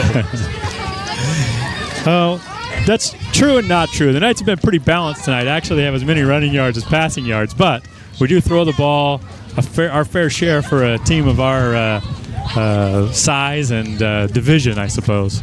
I like that Wiley's mixing it up, obviously, with the talent that he's got up front on the line. Gomez is going to have the ball from his own 22-yard line. Running clock, 3 minutes and 40 seconds left in the third quarter. He's going to half roll to his right and throw the ball out to, it's going to be number 9, Risen. He's forced out of bounds by Corbin Christensen. It'll be near first down yardage. In fact, I think they may give him the first down. Well, we'll wait and see the spot. This field's actually, the lines on this field are fairly straight for a grass field. Sometimes you get to some of these fields and it's really hard to tell. There's like, there's little wiggly lines and such. They are going to call the first down out on that. That's one luxury of the turf, is it's really, really easy with all the marks on the field, and they're true to figure out what's a first down and what's not. High snap this time for Gomez. He throws the ball out to the left, intended for number 3, and Farias is on the coverage. It's an incomplete pass. Number 3 intended for Tyler Perkins. It would have been about a 5-yard gain. I think Farias was there, would have brought him down for no yards after the catch if he would have caught it. But it goes through his hands. Going to bring up second down and 10. And with this running clock, it certainly takes away time for the Bears to try to put some offense up, try to put a touchdown on the board against the Knights, as that clock keeps running even on incomplete passes. We're under 2.5 minutes left in the third quarter. Gomez is going to have 3 receivers out wide to his left, and Risen solo down here to the right. Corbin Christensen on him. A snap over Gomez's head, and he's going to run back and take a loss of probably 20 yards here. He was not prepared for that snap. In fact, I think he was looking over at the coaching staff or making a signal to Risen. I'm not sure, but he was looking to his right. And with some hand motions, and the center must have over his head. Center mistook that and snapped it. But regardless, it was over his head. Even if it would have been a timely snap, I don't think that Gomez would have been. He had a hard time bringing that down. So it's going to be third down, and their market has third down and 31 here for the Bears. So if they've got another trick play hook and ladder or something like that in the arsenal, now maybe be time to roll it out. Whoa. It's going to be another high snap, but Gomez is going to get it off. It's incomplete. He's going to throw that little pass to the flats to the receiver, number 21, and it's a low pass even then, so he's not able to bring it in. If he would have brought it in, it probably would have been a loss because he kind of was losing his footing as well. And so the Bears go from low snaps all the first half, and I guess I'm not paying attention. I'm assuming it's the same center. Now they're all high snaps, trying to make the adjustment, over-adjusting. Last 3 snaps have been over his head. He's had to either jump or not able to get to it at all. It's going to be fourth down now. If you're the quarterback, if you're Gomez right now, you've got to be calming your center down. You've got to be calming your offense down. Yeah, we'll see. Late. He is on the sideline. And looks like the center's practicing some snaps, maybe with a backup. It's going to be a high kick. It's not going to get very much yardage. The Knights are going to have to watch out, make sure they don't get hit by it. Great block by the Knights. That's number 4, Logan Gilbert, blocks his guy right out of bounds. Luckily, he did carry the guy out of bounds because the ball was chasing his back as he was doing it. It's a short kick, and it's just going to be downed inside Bear territory. The Knights going to have the ball at the KiBe Bear 42-yard line, and I don't think we're going to get another playoff here in the third quarter. I think we're going to go to the break here, and so as they go to the break, we'll take a break too. You're listening to RoyalKnightsFootball.com. Hard work, determination, team spirit. These are all qualities that put a winning team on the field. And the folks at Saddle Mountain Supply know something about a winning team. For over 30 years, Saddle Mountain Supply has worked hard to provide the highest level of service to the local community. They are determined to offer the best quality products at competitive prices. And they boast one of the top teams in the ag industry, ready to offer a helping hand or timely assistance. From bookwork to fieldwork, from accurate applications to reliable recommendations, Saddle Mountain Supply is committed to using the latest in technology and training to attend all your agronomic needs. Check out our website at www.performanceag.com for the latest in industry trends and market prices. Saddle Mountain Supply at performanceag.com. Quality you can count on, performance you can plan on.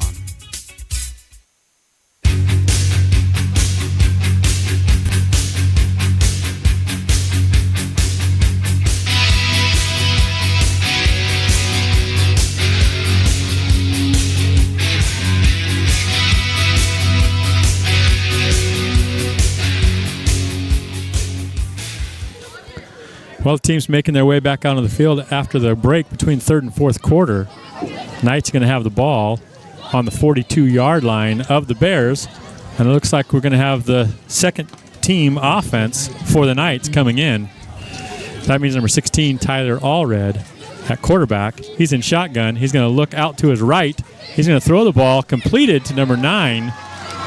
Number 9 is Gage Christensen. He's going to be tackled for a loss, but late hit. I think we're going to have a late hit on the quarterback, as that flag was thrown right there at the feet of the defender that tackled. No, they're going to wave it off. That's unusual in that scenario. So it's going to be a completion for Allred, but it's going to end up being a loss of about 4 yards to Gage Christensen. Second down, right? I think she's fine, but I go over there and walk by them. They're all listening to that. So I thought for sure they were going to call that. And I didn't actually see it. I just saw the flag thrown. So can't tell if it was a good decision or not to pick up the flag. Allred's going to go under center with an offset formation. He's going to hand off to number 33, Cruz. And she's laughing. And he's going to get back probably about to the original line of scrimmage, pick up about 4 yards. Giovanni Cruz, a guy who essentially just got activated last week, and a good solid runner, a guy who can provide some valuable backup minutes for the Knights, even in the thick of the varsity, action, first half type action when needed. Yeah, he had a lot of action last week, didn't he? He did. He had a receiving touchdown and a rushing touchdown, both. Come check on me in a minute. Nice catch, actually, in the corner of the end zone. Allred's going to look at the middle of the field, intended for number 43, Jack Diaz, about 7 yards downfield, right in the center of the field. And a lot of coverage there in the area. Good protection up front. I don't know, that looked a little clogged or congested. Yeah, pretty congested there with the defensive backs. All kind of, the pattern was kind of between the linebackers and the safeties, and those guys kind of converged into that area and didn't give much room for Diaz to be able to make the play. We've got a Bear defender that's down injured. With 10 minutes and 7 seconds left in the game, the Knights have a 49-0 lead. Almost looks like a hurry-up offense. Well, it's a running clock, yeah. And these guys want to get as many plays in as they can. It's only 10 minutes. So I'm not sure if it's called to be a running, a hurry-up offense from the sideline, but there's a sense of urgency from the guys in the huddle, if nothing else.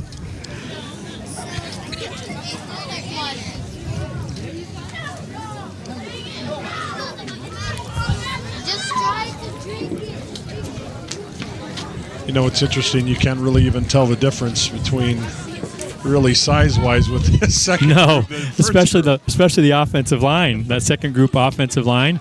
It's going to get side of beef on each side. Yeah. We got tackles out there that look pretty similar to each other. Looks like 51. 51. He's coming off under his own power with just a little bit of assistance there. Number 51, AJ Stewart, just a sophomore, 5'9", 185-pound defensive lineman, shaken up on that play, but able to make his way to the bench. And we're going to resume play here. Tyler Allred going to be in kind of a pistol formation here with an I formation. He's going to fake the handoff and look to his left, look downfield, throws the ball, and it is called incomplete, out of bounds. Boy, that was a nice catch, though. It was a nice catch. Gage Christensen was his target again, but he was ruled out of bounds. And so that's the first incomplete pass for Allred. He's completed 1 out of 2. That was a turnover on downs. So the Bears are going to take over with 9 minutes and 33 seconds left. Interesting thing, even though it's in mop-up time, but it's still a lot of times it's when the second team gets in there, they're still playing against the other team's varsity defense. Tyler Allred actually has a higher completion percentage than Sawyer does, although he doesn't throw the ball as often and they're typically shorter patterns. So Gomez and the Bears are going to have the ball here with 9 minutes and the clock running in the fourth quarter. He gets a tackle onto the field. They were short a guy. And the Knights are going to have some second-team defense guys in here, so best opportunity for Gomez and the Bears to get something going. Passes out to the running back, number 21. He sidesteps the first tackle and barrels through, carrying a couple guys to pick up about 8 or 9 yards. Looks like it's just short of a first down. Reyes is a big body. What do they list him as? 5'10", 225-pound running back. So he was able to bull his way down to about a 9-yard gain, move the ball into Knight territory, down almost near the 48-yard line. 8 minutes and 20 seconds and counting left in the game. 2 receivers out wide to the left, third guy in the slot. Gomez is going to look to the right, and he's going to find Risen, I'm assuming, who's going to go to the left and then try to change direction, turn back upfield. He's going to be brought down, but not before he gets a first down and moves the ball all the way down to about the 31-yard line of the Knights.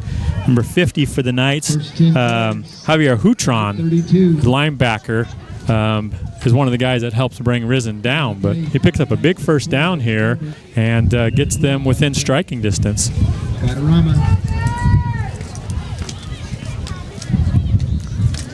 Gomez got strips to the left. He's looking to the left. Then he's going to throw that screen out to Maya. Not really a screen, just a pass out to the flats. And the ball comes loose. And the Knights think they've got it. And the side judge has not made a decision. He was the one within a few yards of it. Looks like he called it over there. He's got to make the call. What are they deciding? It's going to be Knight's ball. So a complete pass to Maya just in that left flat. They sent everybody else downfield, and they were trying to get him off to the left in open space, hoping that most of the guys were flushed out, and he was going to be able to pick up yards. He did pick up some decent yards, but he got met at the sideline before he went out of bounds. The ball comes loose. I didn't see which Knight fell on it, but I think he grabbed it. I think he grabbed it out of his arm. You think he just grabbed it right out of his hands? I do. Well, he kind of was being held up, and there were several guys there, and so if you got him held up, the other guy can come try to strip that ball, and if that's what they did, it did it effectively. So good thing for the Knights. And Allred's going to be under center with an offset eye to the left, through receivers wide to the left. He's going to hand the ball off, and nice seam, nice blocking, and that's Cruz on the carry. He's going to pick up about 15 yards on the play, just running off of kind of right guard. Right between the right guard and right tackle. Nice seam. B gap. And if I guess one thing the second team offense for the Knights is they're playing against the varsity,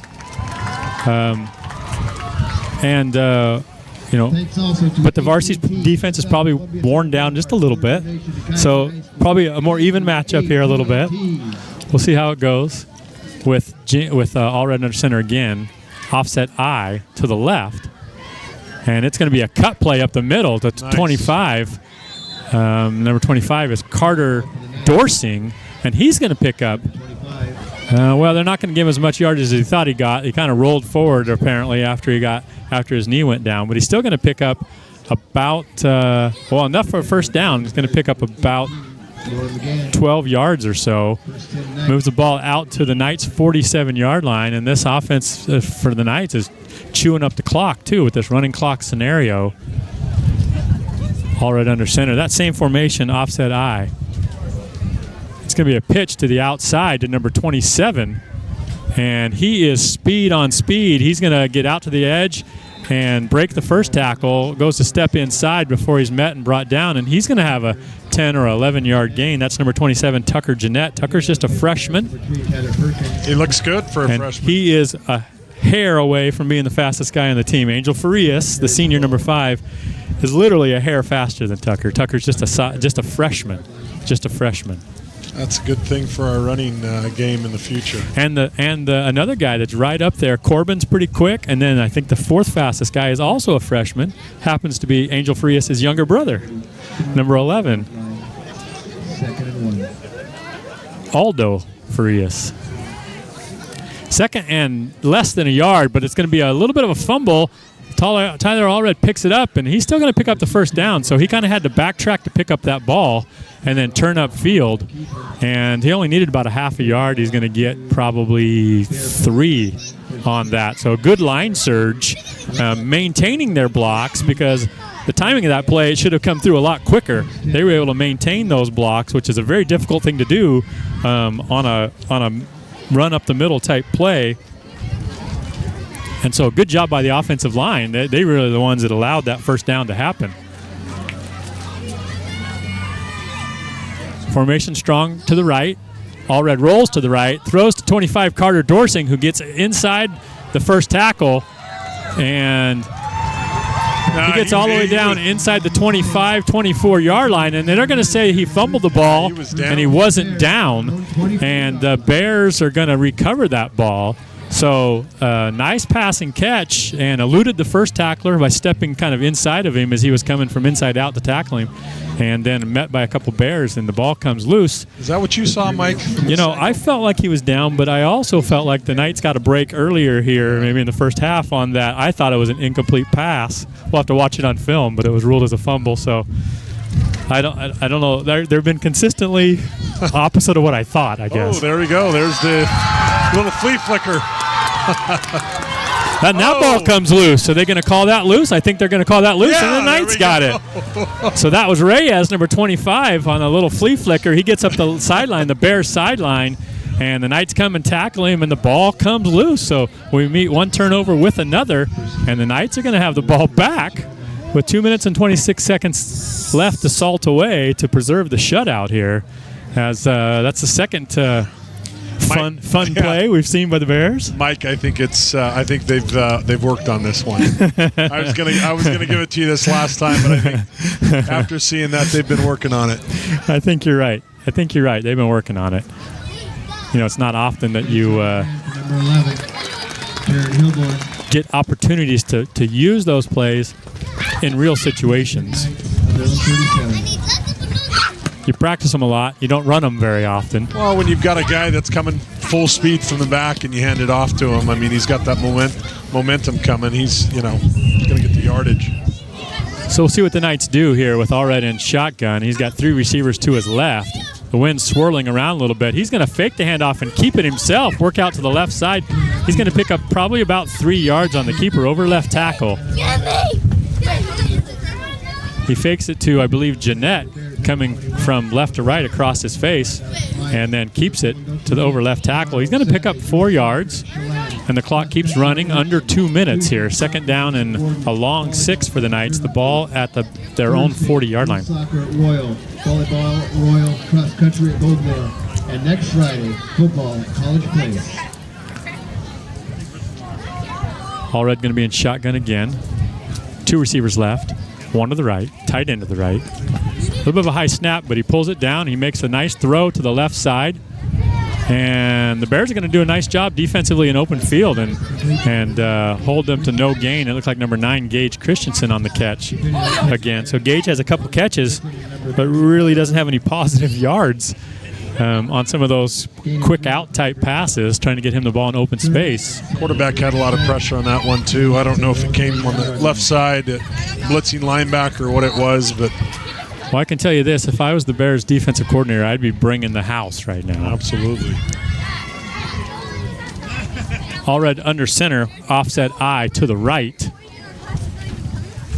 Yeah, I think they're going to keep the ball. Well, I say they're going to keep the ball on the ground, but the pitch, a little bit of wind out there, the pitch bounces around, and Jeanette's not able to grab it, and the ball bounces around. And we will see who they're going to give the recovery to. I think it's going to be the Knights. I think Allred actually jumped on it to preserve the possession. Clock is stopped. There's 44 seconds left on the clock. And the Bears have called a timeout because it's 4th down. It's going to be 4th down and about 11. So they're going to force the Knights' hand here, make them either run a play or punt it, and the Bears are going to try to get another possession in here with short clock and see if they can't put some points on the board against this second-team defense for the Knights.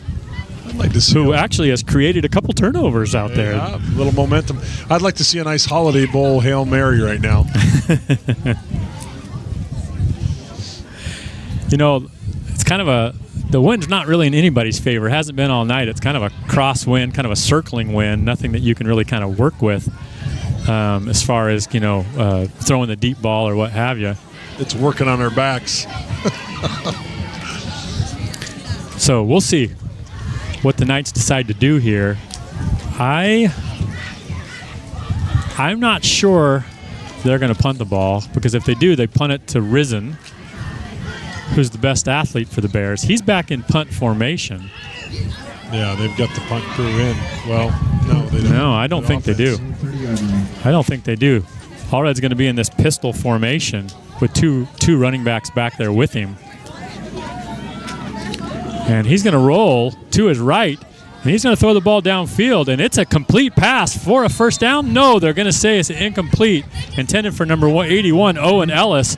They say he was juggling it on his way out of bounds. I think he ended up securing the ball, but they said he didn't have possession as he was going out of bounds. So what looked like it was going to be a great play to get the first down and be able to salt out the clock and preserve the shutout is ruled incomplete on the Bears sideline. So the Bears will take over from the Knights 30-yard line with 30.8 seconds left. I think they've used at least 2 of their timeouts. They may have used all 3, but they'll be throwing the ball here. So incomplete passes will stop the clock, and I imagine they'll be throwing deep, or they'll be throwing to the outside edges to try to get out of bounds and stop the clock. I bet they'll try to get it to Risen. I think I would. He's going to be isolated down here with J.C. Cerrillo at cornerback. J.C.'s quick, but he doesn't have the physical size that Risen does. Risen probably stands about 6'2". So the Knights are going to cheat a safety over to that area a little bit, and they're going to look to throw. But the ball's going to come loose. The pressure's coming. Number 52, Banda for the Knights is one of the Knights. We'll see who else. 68, Paxton, I think, as well. They get to Gomez and bring him down. And the ball comes loose, but Gomez falls back on it. Adrian Banda, number 52, is a guy on the JV. In the JV games, he's everywhere. He's making half the tackles in some games, and one of the guys putting pressure on Gomez there. So he kind of did a little bit of started to roll to his right. I think he was going to look back to his left and try to find Risen, as he should. That's what we would expect. But that Knight's pressure got to him. The second-team guys did a great job, brought him down for a loss of about 7 yards. And there's 20 seconds left on the clock. It's going to be second down. So you got to figure that was probably the Bears' last timeout. And so they're probably going to have, I'm going to guess they're going to have 2 plays here. Could be 3 if they manage the time really well, but that's hard to do at this level. Looks like they're stacking. Well, there's a little confusion here. Yeah. They're going to run. Now they're back and forth.